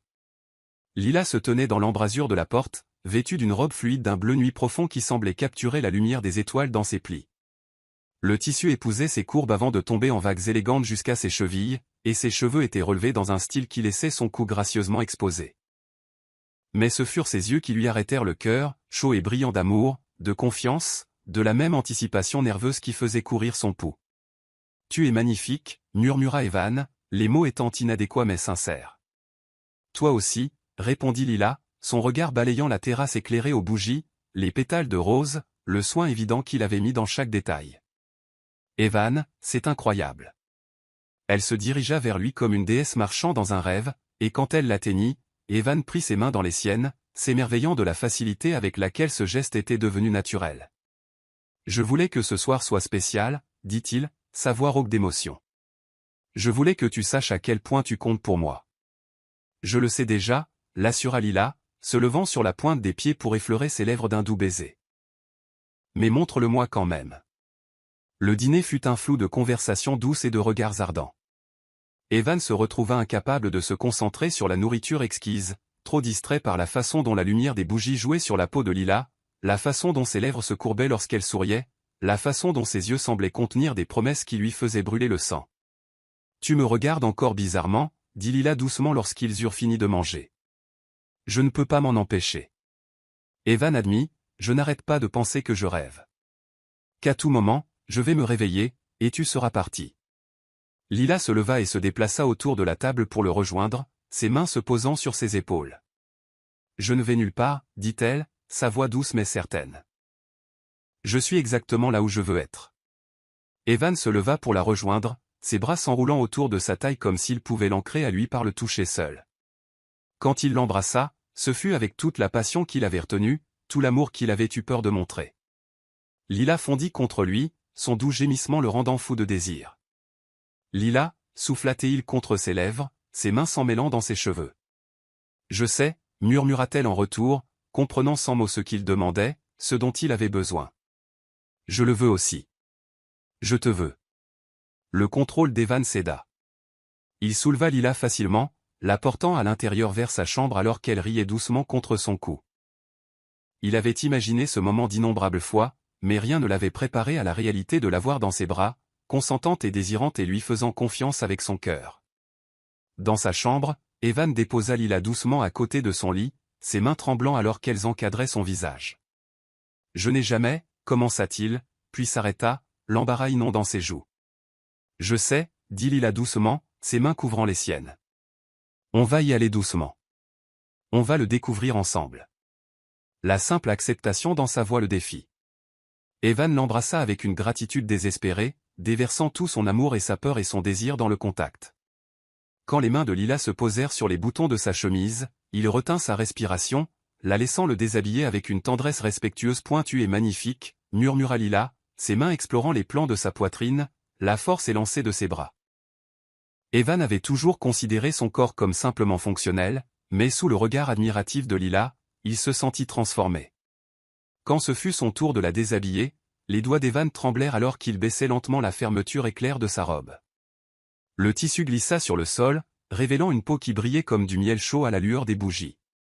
Lila était parfaite. Des courbes, de la douceur et une force féminine qui rendit Evan assoiffé de désir.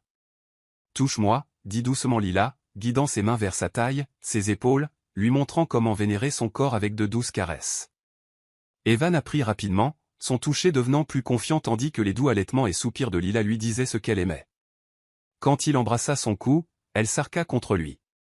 Quand ses mains tracèrent la courbe de sa colonne vertébrale, elle trembla. Quand il murmura son nom comme une prière, elle le serra plus fort contre elle.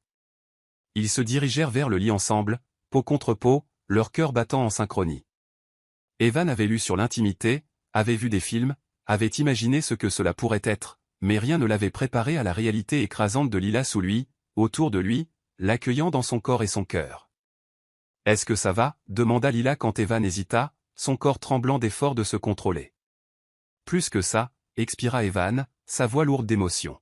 « Je t'aime tellement que ça me terrifie. »« N'aie pas peur » dit Lila, ses mains caressant son visage, ses épaules, le ramenant au moment présent. « C'est magnifique. Nous sommes magnifiques. » Quand ils s'unirent finalement, Evan pensa qu'il allait mourir de l'intensité du moment. Lila était chaude et parfaite autour de lui, son corps acceptant le sien avec une douceur qui lui tira les larmes aux yeux. Ils bougèrent ensemble, lentement au début, apprenant les rythmes de l'autre, découvrant ce qui faisait halter, soupirer et crier de plaisir l'un et l'autre. « Comme ça » demanda Evan, sa voix tendue alors qu'il essayait de lui donner tout ce dont elle avait besoin. « Parfait » souffla Lila, ses jambes s'enroulant autour de sa taille, le tirant plus profondément. « Tu es parfait. » La louange le désarma. Evan enfouit son visage dans le cou de Lila, inhalant son parfum tandis que leurs corps trouvaient leur rythme. Chaque caresse, chaque toucher, chaque murmure affectueux était une révélation. C'était ce qui lui avait manqué, ce dont il avait eu peur, ce qu'il pensait ne jamais pouvoir avoir. L'amour, la connexion, l'union miraculeuse de deux cœurs et de deux corps qui créait quelque chose de plus grand qu'aucun des deux ne pourrait atteindre seul. Quand la respiration de Lila devint saccadée, quand ses doigts s'enfoncèrent dans ses épaules et qu'elle prononça son nom comme une prière, Evan sentit son propre contrôle s'effriter. Ils grimpèrent ensemble vers quelque chose de beau et d'écrasant. Leur corps et leur cœur parfaitement synchronisés. Evan, haleta Lila, son dos se cambrant alors que le plaisir la submergeait. « Je t'aime. »« Je t'aime » répondit Evan. Et puis il tomba, il vola, il se noya dans les sensations et les émotions en la suivant jusqu'au bout. Après coup, ils restèrent enlacés à la lueur des bougies, leur respiration retrouvant lentement un rythme normal. Evan serra Lila contre sa poitrine, sa main caressant ses cheveux, encore étonné que cette femme belle et incroyable l'ait choisie. C'était, commença Evan, puis s'arrêta, dépassé par l'insuffisance des mots. Parfait, termina Lila, levant la tête pour lui sourire. Tu as été parfait. J'étais terrifié, admit Evan, son honnêteté adoucissant l'expression de Lila. Je sais, dit-elle, pressant un doux baiser sur sa poitrine. Mais tu as été courageux. Tu m'as fait confiance. Et tu m'as laissé t'aimer. Comment aurais-je pu faire autrement, demanda Evan, ses bras se resserrant autour d'elle. Tu me donnes envie d'être courageux. Tu me donnes envie d'être tout ce que je n'ai jamais cru pouvoir être. Ils parlèrent doucement tandis que les bougies se consumaient, leur voix se mêlant au bruit lointain de la ville. Evan traçait des motifs sur la peau de Lila, s'émerveillant de la façon dont elle frissonnait sous son toucher, de la naturalité de la tenir, de l'aimer et d'être aimé en retour. « À quoi penses-tu » demanda Lila, remarquant son expression contemplative. « Je me dis que j'ai passé 28 ans à croire que j'étais brisé, dit doucement Evan. Que je ne pourrais jamais avoir ça. Jamais le mériter. Et puis tu es entré dans ma vie et tu m'as montré que l'amour ne consiste pas à être parfait. Il consiste à être vrai. Tu n'as jamais été brisé, dit Lila avec ferveur, ses mains encadrant son visage. Tu attendais juste la bonne personne pour te montrer à quel point tu es incroyable. Evan l'embrassa alors. Un baiser doux, tendre et plein de promesses. Alors qu'ils s'endormaient, leurs corps entrelacés, Evan réalisa que pour la première fois de sa vie, il n'avait pas peur de demain. Avec Lila dans ses bras, l'avenir s'annonçait lumineux avec des possibilités qu'il n'avait jamais osé imaginer. Il avait trouvé l'amour, et cela l'avait complètement transformé. Chapitre 8, Complications. Evan se réveilla avec la sensation des lèvres de Lila pressées contre son cou, son souffle chaud envoyant des frissons le long de sa colonne vertébrale tandis qu'elle traçait des motifs paresseux sur sa poitrine. 3 jours s'étaient écoulés depuis leur première fois, et Evan découvrait que l'intimité physique était enivrante. Chaque toucher, chaque baiser, chaque doux soupir de Lila quand il la serrait contre lui lui donnait envie de plus. « Bonjour », murmura Lila contre sa peau, sa voix rauque de sommeil et de désir.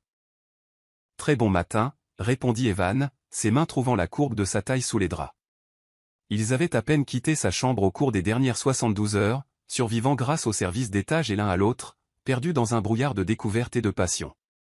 Lila releva la tête pour le regarder, ses cheveux tombant en douces vagues autour de son visage, ses lèvres gonflées par ses baisers. Evan leva la main pour écarter une mèche de sa joue, s'émerveillant de la naturalité de se réveiller avec la femme qu'il aimait. Pas de barrière entre eux, rien que de l'honnêteté et du désir. « Je pensais, » dit Lila, pressant un baiser sur sa paume, « peut-être que nous pourrions enfin quitter cette chambre aujourd'hui, voir le soleil, nous souvenir à quoi ressemble le monde extérieur. » « Pourquoi voudrions-nous faire ça ?» demanda Evan, l'attirant plus près jusqu'à ce qu'elle soit étendue sur sa poitrine. « J'aime bien notre monde, moi. » Lila rit, le son faisant battre le cœur d'Evan. « Parce que j'ai besoin d'une douche qui ne t'implique pas, toi, à me distraire toutes les 5 minutes. »« Je ne te distrais pas, » protesta Evan, ses mains glissant pour agripper ses hanches. « J'améliore ton expérience de bain. »« C'est comme ça que tu appelles ça ?» Les sourcils de Lila se levèrent, amusés, mais sa voix se brisa quand les pouces d'Evan tracèrent des cercles sur sa peau. « Evan, je suis sérieuse. Nous devrions. » Elle fut interrompue par la bouche d'Evan, qui trouva cet endroit sensible sur son cou, celui qui la faisait s'arquer contre lui et oublier tout ce qu'elle était sur le point de dire. « Qu'est-ce que tu disais » murmura Evan contre sa peau, ses lèvres descendant vers sa clavicule. « Je disais. Oh mon Dieu !» La protestation de Lila se noya dans un doux gémissement alors que ses mains parcouraient son corps avec une confiance grandissante. « On ne peut pas rester au lit pour toujours. »« Regarde-moi faire, » dit Evan, les faisant rouler de sorte que Lila soit sous lui, ses cheveux éparpillés sur l'oreiller comme de la soie foncée. « J'ai des années de temps perdu à rattraper. » Leurs ébats matinaux furent lents et tendres, une célébration de l'intimité qu'ils avaient découverte ensemble. Evan vénéra chaque parcelle du corps de Lila comme si c'était la première fois, son toucher respectueux et passionné. Quand ils arrivèrent enfin à la douche 1 heure plus tard, Evan tint sa promesse d'améliorer l'expérience, ses mains savonneuses explorant chaque courbe jusqu'à ce que Lila allait son nom contre le mur de marbre. Le son du carillon de l'ascenseur privé coupa leur bonheur d'après-douche comme un couteau. Ils se figèrent tous les deux, leurs yeux s'écarquillant d'une panique soudaine. « Tu attends quelqu'un » murmura Lila, serrant une serviette autour d'elle. Evan secoua la tête, son esprit s'emballant. Personne n'avait accès à son pantouse, à part ses parents, et il n'était pas censé revenir d'Europe avant 3 mois. À moins que... Evan, la voix cultivée de sa mère résonna dans le pantouse, suivi du clic aigu de talons coûteux sur le marbre. Nous sommes rentrés plus tôt. Où es-tu, mon chéri? Evan expira, la panique se répandant dans ses veines. Ses parents ne pouvaient pas trouver Lila dans son lit. Pas comme ça. Pas quand ils étaient tous les deux nus et complètement ébouriffés par des heures de passion. « Habille-toi » murmura-t-il d'urgence à Lila, qui se précipitait déjà vers ses vêtements. « Je vais les distraire. » Evan enfila un jean et un t-shirt en tremblant, passant ses doigts dans ses cheveux dans une tentative futile de paraître comme s'il n'avait pas passé la matinée à vénérer chaque parcelle du corps de Lila. Il entra dans le couloir juste au moment où ses parents tournaient le coin, leurs expressions passant d'une agréable surprise à une évaluation minutieuse. Eleanor Harper était exactement ce que le casting central commanderait pour le rôle d'une riche matriarche. Des cheveux argentés tirés en un chignon parfait, des vêtements de créateur qui coûtaient plus cher que la voiture de la plupart des gens, et le genre d'assurance qui venait de générations de privilèges hérités. Son père, Charles, se tenait à ses côtés dans un costume impeccablement taillé, ses yeux d'homme d'affaires avertis cataloguant déjà les détails. « Mère, père, » dit Evan, essayant de garder sa voix stable. « Vous êtes rentrés plus tôt que prévu. »« La conférence de Bruxelles s'est terminée plus tôt que prévu, » répondit Charles, son regard perçant alors qu'il examinait l'apparence d'Evan. « Nous n'étions pas censés revenir avant 3 mois, mais nous avons entendu des rapports intéressants sur votre situation. » Le cœur d'Evan battait contre ses côtes. L'avait-il surveillé? Bien sûr qu'il l'avait fait. « J'ai travaillé sur un nouveau projet, » dit Evan, ce qui n'était pas techniquement un mensonge. Apprendre à aimer Lila était définitivement un projet, juste pas le genre que ses parents apprécieraient. Comme c'est merveilleux, sourit Eleanor, mais il y avait quelque chose de calculateur dans son expression. Et comment se déroule notre arrangement? Je suppose que mademoiselle Bennet est satisfaisante. La manière clinique dont elle se référait à Lila souleva le cœur d'Evan. Elle est très bien. Tout va bien. Excellent, dit Charles, tapotant l'épaule d'Evan avec une fausse bonhomie. Nous espérions la rencontrer ce matin, en fait, pour discuter des termes du contrat, nous assurer que les attentes de chacun sont claires. Le sang d'Evan se figea. Ce n'est pas nécessaire. Nous gérons tout nous-mêmes. Allons donc, Éléanore écarta son objection d'un geste de la main. C'est bien trop important pour laisser les choses au hasard. Où est-elle? Avant qu'Evan ne puisse répondre, Lila apparut dans le couloir, entièrement habillée mais ses cheveux encore légèrement humides et ses lèvres portant les signes révélateurs des baisers d'Evan. Elle se dirigea vers eux avec sa grâce habituelle, mais Evan pouvait voir la tension dans ses épaules, la façon prudente dont elle se tenait. Monsieur et Madame Harper, dit poliment Lila, tendant la main. Je suis Lila Bennet. C'est un plaisir de vous rencontrer. Le sourire d'Éléanore était glacial alors qu'elle serrait la main de Lila. En effet. Comment s'est passé votre séjour, ma chère? Merveilleusement, répondit Lila, sa voix stable malgré le malaise évident. Evan a été très gentil. Je suis sûr qu'il l'a été, dit Charles, son ton suggérant des significations cachées qui donnèrent à Evan envie de se placer devant Lila pour la protéger. Peut-être pourrions-nous tous nous asseoir et discuter de l'arrangement, suggéra Éléanore, ses mots coupant l'air comme un couteau. Je suis sûr que vous comprenez tous les deux qu'il s'agit finalement d'une transaction commerciale. Il est important de maintenir des frontières appropriées.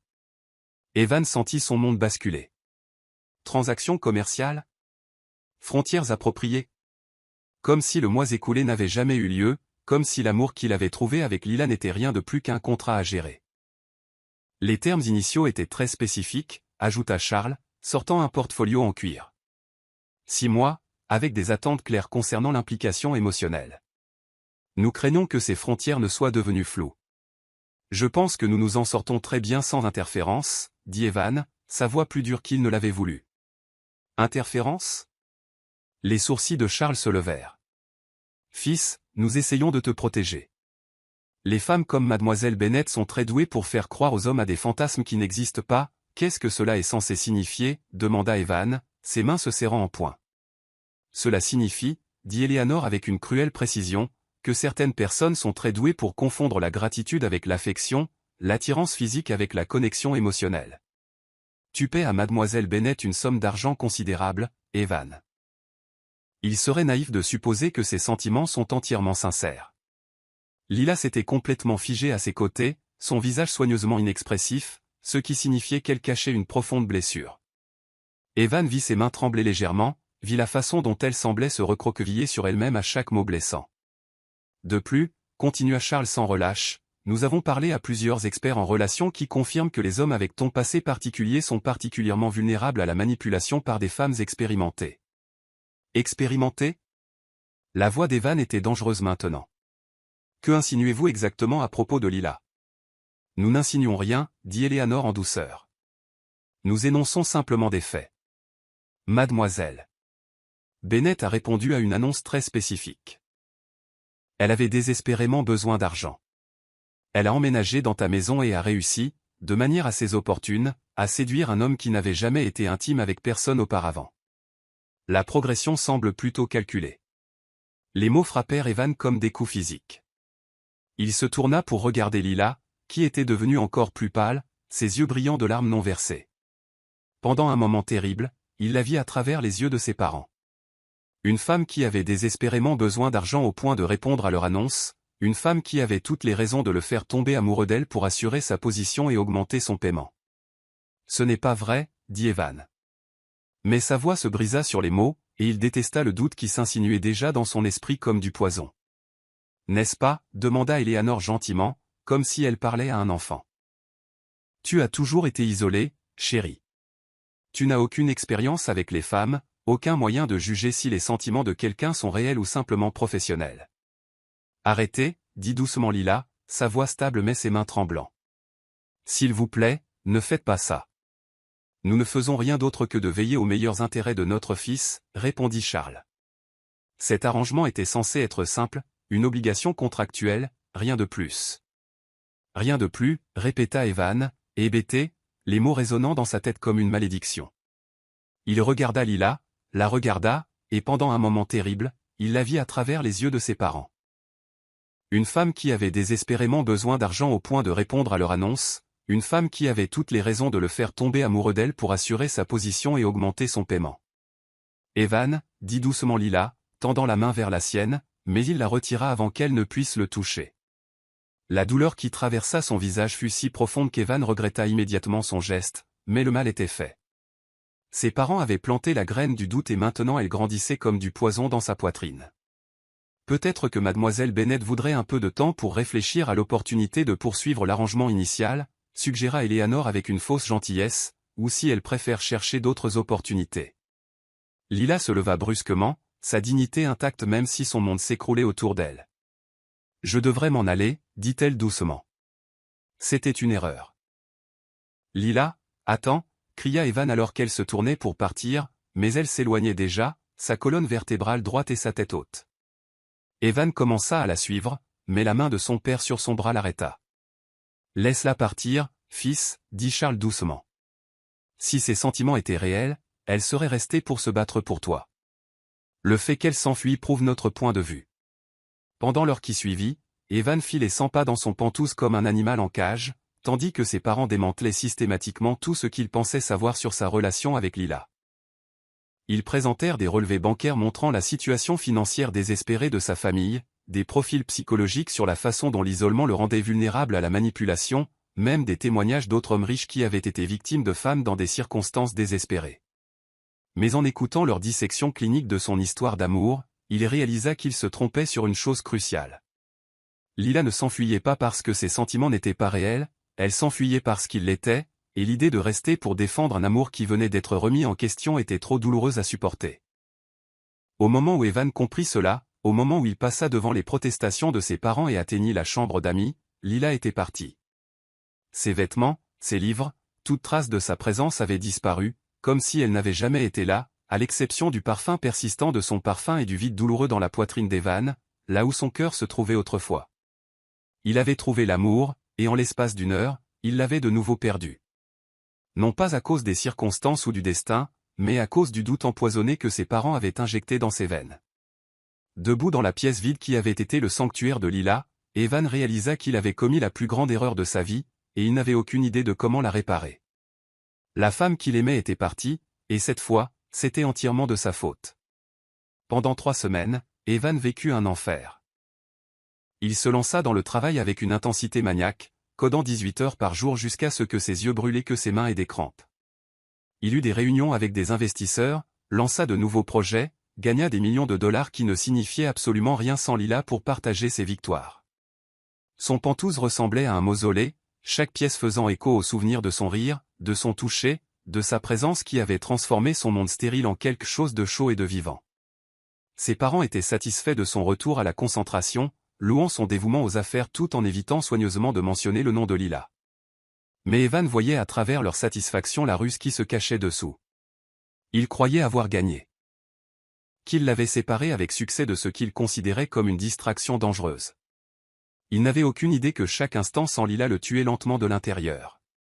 Evan avait essayé de la retrouver, engageant les meilleurs détectives privés que l'argent pouvait acheter, mais Lila avait complètement disparu. Elle avait fermé ses comptes bancaires, abandonné son appartement et quitté l'université. Elle vivait entièrement en espèces, restant dans des endroits qui ne nécessitaient pas de vérification de crédit ou d'antécédents. Elle ne voulait pas être retrouvée, et Evan ne pouvait pas la lui reprocher. Il l'avait laissée tomber quand elle avait le plus besoin de lui, avait laissé le poison de ses parents infecter la plus belle chose qui lui soit jamais arrivée. Mais 3 semaines d'agonie avaient cristallisé une vérité absolue. Il aimait Lila Bennet plus qu'il ne craignait la désapprobation de ses parents, plus qu'il n'avait besoin de leur argent ou de leur approbation, plus qu'il n'appréciait sa propre sécurité et son confort. Il allait la trouver, et il allait passer le reste de sa vie à réparer l'instant où il avait douté de son amour. « Nous devons parler », annonça Evan, se dirigeant vers le bureau de son père où ses 2 parents examinaient les rapports trimestriels pendant le petit déjeuner. Charles Harper leva les yeux avec une légère surprise. « Bien sûr, fils. Qu'est-ce qui te tracasse ? » « J'annule l'arrangement, » dit Evan sans préambule. « Tout, le contrat, les attentes, tout. La tasse de café d'Eleanor s'agita contre sa soucoupe. Evan, de quoi parles-tu? Je parle de choisir l'amour plutôt que l'obligation, répondit Evan, sa voix stable de conviction. Je suis amoureux de Lila Bennett, et je vais l'épouser. Non pas à cause d'un contrat que vous avez arrangé, mais parce qu'elle est la meilleure chose qui me soit jamais arrivée. Le silence qui suivit fut assourdissant. Les parents d'Evan échangèrent un regard qui était en partie du choc, en partie de la déception, et en partie de la ruse. Fils, dit Charles avec prudence, tu es émotif. Mademoiselle Bennett a très bien joué son rôle, mais elle n'a rien joué. Evan le coupa. Elle m'a aimé, tout simplement, et j'ai été trop lâche pour défendre cet amour quand vous l'avez attaqué. C'est exactement ce que nous craignons, dit Eleanor, se levant de sa chaise avec une indignation royale. Tu as confondu une transaction commerciale avec un roman d'amour. Non, dit fermement Evan, vous avez confondu la manipulation avec la protection.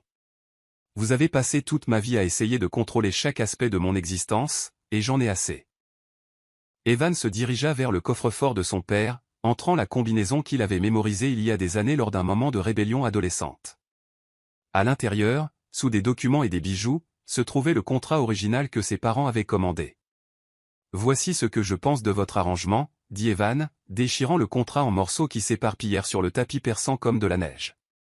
Tu ne peux pas être sérieux, dit Charles. Son calme d'homme d'affaires se fissurait enfin. Tu as une fortune de 500 millions de dollars. Tu pourrais avoir n'importe quelle femme au monde. Pourquoi gâches-tu ta vie pour quelqu'un qui... Quelqu'un qui quoi? Demanda Evan. Quelqu'un qui m'a fait rire pour la première fois depuis des années? Quelqu'un qui m'a appris que la vulnérabilité est une force, pas une faiblesse? Quelqu'un qui a vu au-delà de mon argent et de mon anxiété l'homme qui se cachait derrière? Quelqu'un qui a disparu au moment où les choses se sont compliquées, souligna Eleanor cruellement. Les mots firent mouche, et Evan sentit le doute vaciller dans sa poitrine avant de le repousser. Elle est partie parce que je lui ai donné l'impression que son amour n'était pas voulu, qu'il n'était pas réel. C'est de ma faute, pas de la sienne. Evan se dirigea vers la porte, mais la voix de son père l'arrêta net. Il y a quelque chose que tu devrais savoir, dit Charles doucement, à propos du contrat, à propos de la vraie raison pour laquelle nous avons fait venir mademoiselle Bennett. Evan se tourna lentement, l'angoisse s'installant dans son estomac au ton de son père. L'arrangement n'a jamais été censé être permanent, continua Charles. Nous avons travaillé avec notre équipe juridique pour nous assurer que tout entremêlement pourrait être proprement rompu si nécessaire. Qu'est-ce que cela veut dire? Demanda Evan. Bien qu'il ne soit pas sûr de vouloir le savoir. Eleanor sortit un dossier en papier craft de sa mallette, son expression soigneusement neutre. Cela signifie que nous avons déjà déposé des documents pour que le contrat soit déclaré nul et non avenu. Nous sommes prêts à affirmer que tu as été mentalement compromis lorsque tu as formé un attachement émotionnel à mademoiselle Bennett. Mentalement compromis?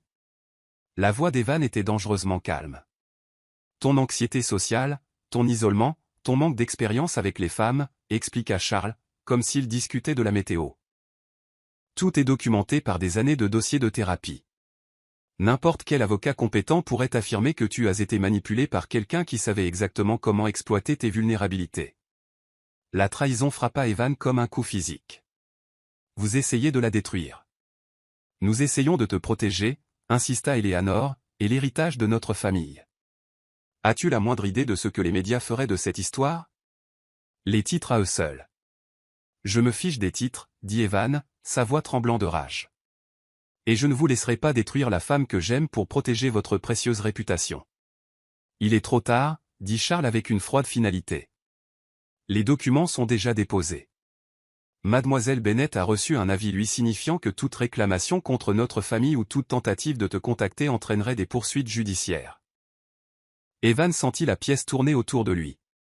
Vous lui avez fait signifier? Elle a été neutralisée en tant que menace, dit Eleanor de manière terre à accent grave terre. Elle ne peut pas te réclamer d'argent ou de dommages émotionnels. Elle ne peut pas publier son histoire ou embarrasser notre famille. Elle a été faite pour comprendre que tout contact futur aura de sérieuses conséquences. Vous êtes des monstres, expira Evan, reculant vers la porte. D'absolus monstres. Il s'enfuit de la pièce, de la maison, du poids suffocant des attentes de sa famille. Dans sa voiture, filant à travers le trafic de Manhattan sans destination en tête, le téléphone d'Evan vibra avec un message d'un numéro inconnu. Elle est à Millbrook. Miller est dîner sur la route 44. Elle y travaille depuis qu'elle est partie. Elle a demandé après toi. Un ami. Les mains d'Evan tremblèrent en lisant le message. Quelqu'un, peut-être l'un des détectives qu'il avait engagés, l'avait trouvé. Lila était à moins de 2 heures de route, et si ses parents avaient raison à propos des documents juridiques, elle pensait probablement qu'il avait orchestré toute cette affaire. Lorsqu'Evan arriva dans la petite ville de Millbrook, les ombres du soir s'allongeaient sur le paysage rural. Miller's Diner était exactement ce à quoi il s'attendait. Un établissement de petite ville classique avec des carreaux à damier et des néons publicitaires pour les tartes. À travers la fenêtre, il put la voir. Lila portait un uniforme simple, ses cheveux tirés en arrière en une queue de cheval, se déplaçant entre les tables avec la même grâce qui l'avait d'abord captivé. Mais même de loin, Evan pouvait voir les changements. Elle paraissait plus mince, fatiguée, et il y avait une distance prudente dans ses interactions avec les clients qui dénotait quelqu'un se protégeant contre de nouvelles blessures. Lorsque la cloche du restaurant tinta son entrée, toutes les conversations s'arrêtèrent. Les petites villes remarquent les étrangers, surtout ceux qui arrivent dans des voitures chères et des vêtements de créateurs. Mais Evan n'avait d'yeux que pour Lila, qui s'était figée près d'une cabine d'angle, son visage passant par le choc, la joie et la peur en succession rapide. Lila, dit-il, son nom comme une prière sur ses lèvres. Elle posa la cafetière qu'elle tenait d'une main tremblante. Vous ne devriez pas être ici. Je suis au courant pour les documents juridiques, dit Evan, se dirigeant vers elle malgré les regards curieux des autres clients. Je sais ce que mes parents ont fait. Je n'y suis pour rien. Evan, s'il vous plaît, la voix de Lila était à peine un murmure. Je ne peux pas. C'est exactement ce qu'ils ont dit qu'il arriverait si j'essayais de vous contacter. Je me fiche de ce qu'ils ont dit, répondit Evan, assez près maintenant pour voir les larmes se former dans ses yeux. Je suis ici parce que je t'aime, parce que j'ai passé 3 semaines en enfer à réaliser que choisir mes parents plutôt que toi était la plus grande erreur de ma vie. Lila regarda autour du restaurant, consciente de l'audience qu'ils avaient gagnée. Pas ici, s'il vous plaît. Evan la suivit dehors sur le parking, où l'air d'automne portait le parfum des feuilles brûlées et de l'hiver approchant. Sous la lumière pâle d'un lampadaire, Lila paraissait fragile, belle et d'une tristesse déchirante. J'ai essayé de vous appeler, dit-elle doucement. Après mon départ, je voulais vous expliquer, me battre pour nous, mais les avocats de vos parents m'ont clairement fait comprendre que tout contact entraînerait des poursuites judiciaires contre moi et ma mère. Ma mère, dit Evan, réalisant soudainement ce qu'il avait manqué. Comment va-t-elle? Les traitements? Elle va bien, dit Lila rapidement. L'hôpital a un programme de charité qui a couvert la plupart des coûts. Elle n'a pas besoin de votre argent. La façon dont elle prononça « votre argent », comme si c'était quelque chose de sale fit mal à la poitrine d'Evan. Lila, je ne t'ai jamais voulu pour un héritage. Je t'ai voulu parce que tu m'as fait me sentir vivant. Je sais, murmura-t-elle, mais le désir ne suffit pas, n'est-ce pas? Vos parents ne m'accepteront jamais. Ils me verront toujours comme la femme qui a répondu à leur annonce. Alors nous construirons une vie sans eux, dit Evan désespérément. Nous irons quelque part où ils ne pourront pas nous toucher. Le sourire de Lila était déchirant. Evan, il y a quelque chose que tu dois savoir, quelque chose qui change tout. Elle prit une inspiration tremblante, ses mains se posant sur son ventre dans un geste qui fit s'arrêter le cœur d'Evan. Je suis enceinte. Les mots restèrent en suspens dans l'air froid entre eux, comme un miracle et une malédiction en même temps. Evan la fixa, son esprit s'emballant avec les implications. Enceinte, répéta-t-il, hébété. 8 semaines, confirma Lila, des larmes coulant sur ses joues. Je l'ai découvert il y a 2 jours. J'ai essayé de comprendre quoi faire, comment te le dire, si je devais même te le dire. Evan tendit la main vers elle, mais Lila recula en secouant la tête. Tes parents avaient raison sur une chose, dit-elle. C'est trop compliqué, trop désordonné. Tu as toute ta vie devant toi, et je ne te piégerai pas avec un bébé que tu n'as jamais demandé. Me piéger? La voix d'Evan se brisa. Lila, tu portes mon enfant. Notre enfant. Comment cela pourrait-il être autre chose qu'un miracle? Parce que ça donne l'impression que tout ce que tes parents ont dit est vrai, répondit Lila. La chasseuse de dot qui est tombée enceinte pour assurer son avenir, la femme qui a manipulé un homme solitaire pour l'amour. Ce n'est pas ce qui s'est passé, Et tu le sais. Est-ce que je le sais, demanda Lila, sa voix se brisant. Parce qu'en ce moment, je ne peux pas faire la différence entre l'amour et l'obligation, entre ce qui était réel et ce qui n'était que le contrat que nous essayions tous les deux de remplir. Elle se tourna pour partir, mais Evan l'appela, sa voix brisée de désespoir. Ne t'enfuis pas encore, supplia-t-il. S'il te plaît, nous pouvons trouver une solution ensemble. Lila s'arrêta sans se retourner. J'ai besoin de temps pour réfléchir au bébé, à nous, à ce qui est le mieux pour tout le monde. Combien de temps, demanda Evan. Je ne sais pas, murmura-t-elle. Et puis elle disparut dans le restaurant, laissant Evan seul sur le parking avec le cœur en miettes.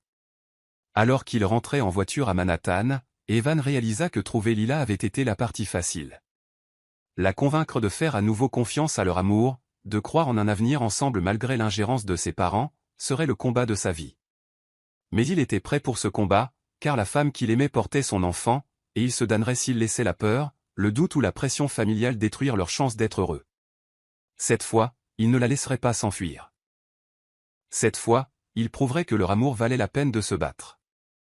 Chapitre 10, Evan, la vie et l'amour 3 mois, 91 jours de détective privé, de pistes sans issue et de nuits blanches qui s'étiraient jusqu'à l'aube. Evan avait fouillé chaque hôpital, chaque clinique, chaque foyer pour femmes dans un rayon de 500 miles autour de Millbrook. Lila avait de nouveau disparu, cette fois-ci emportant son enfant à naître avec elle, et l'incertitude le rongeait de l'intérieur.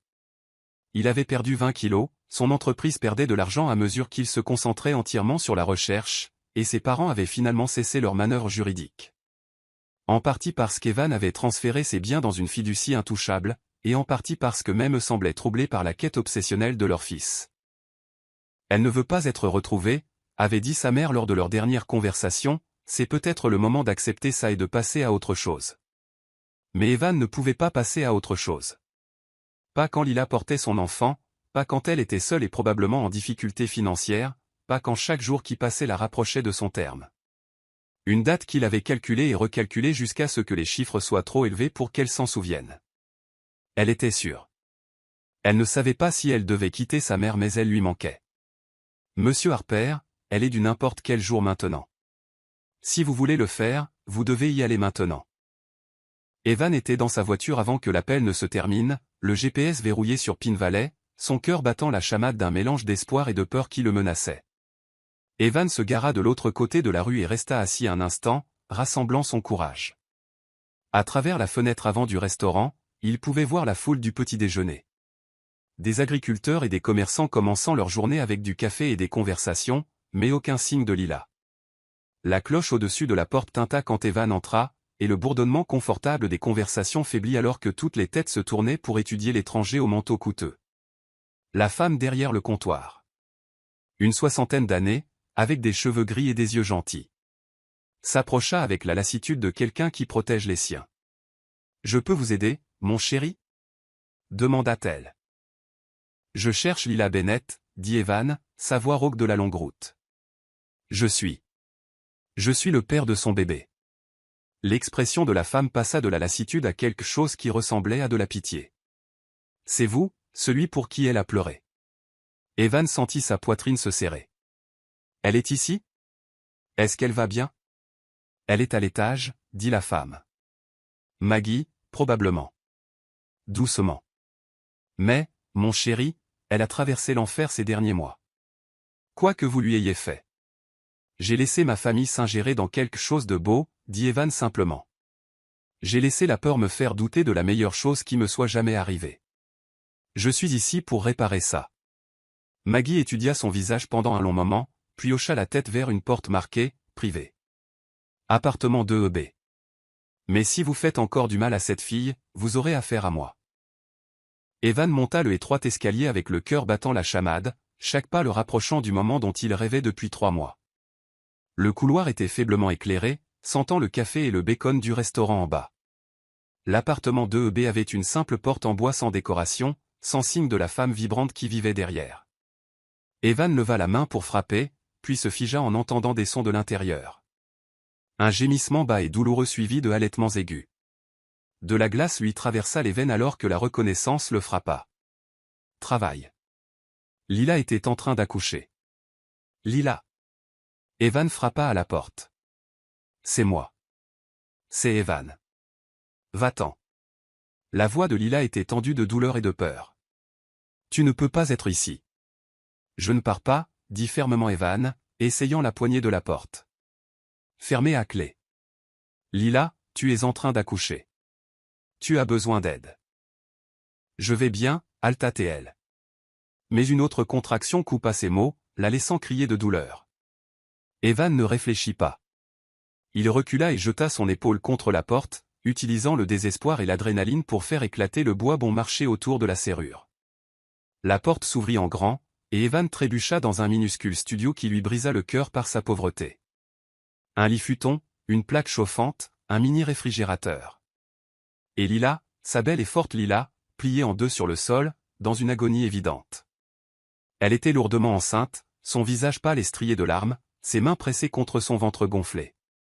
Lila, expira Evan, tombant à genoux à côté d'elle. Depuis combien de temps es-tu comme ça?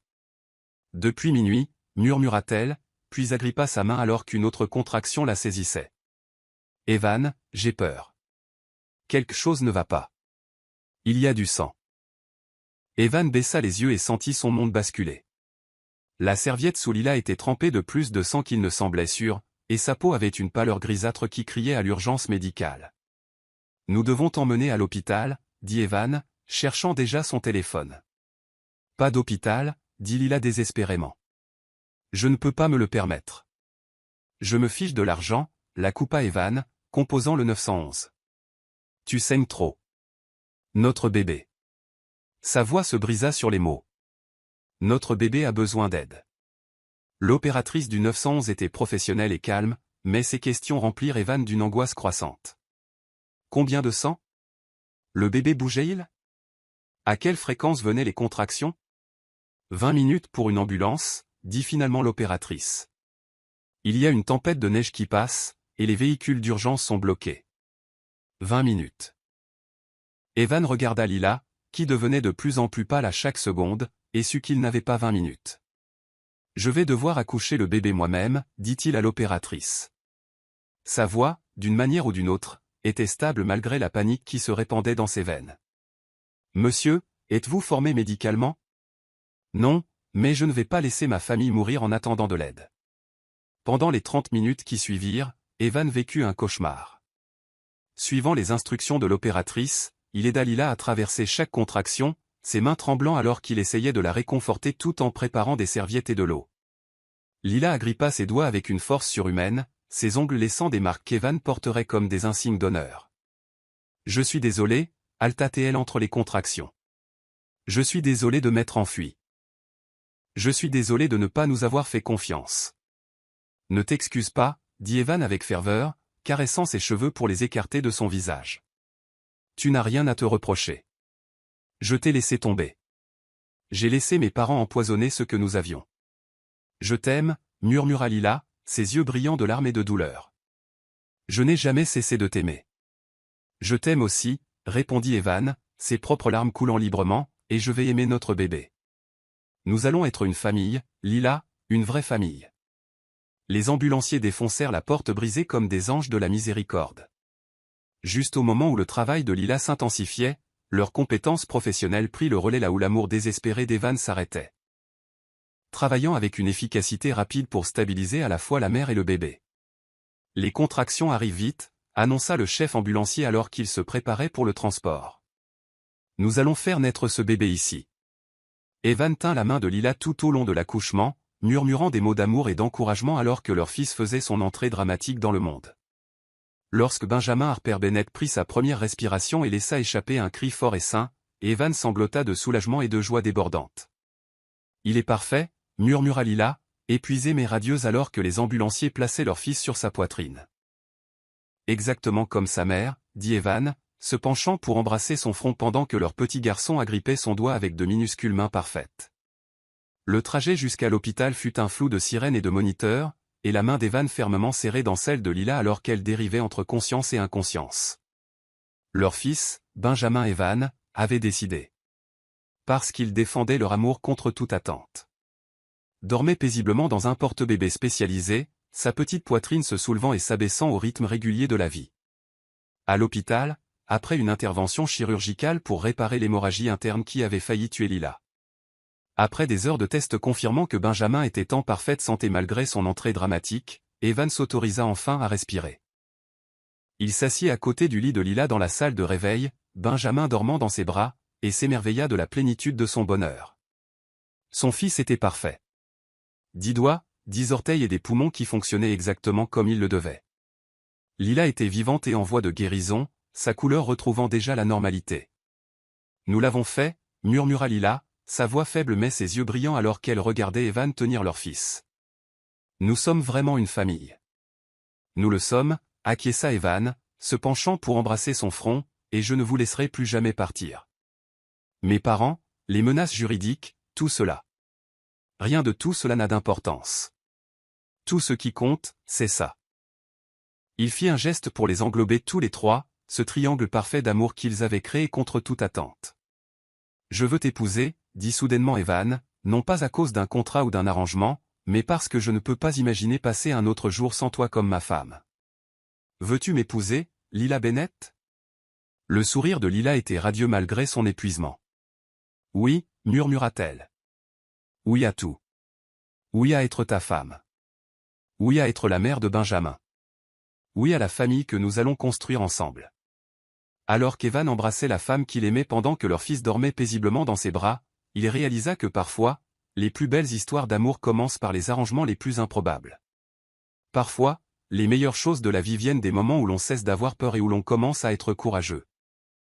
Et parfois, quand on est prêt à se battre pour l'amour, l'amour se bat en retour 2 fois plus fort.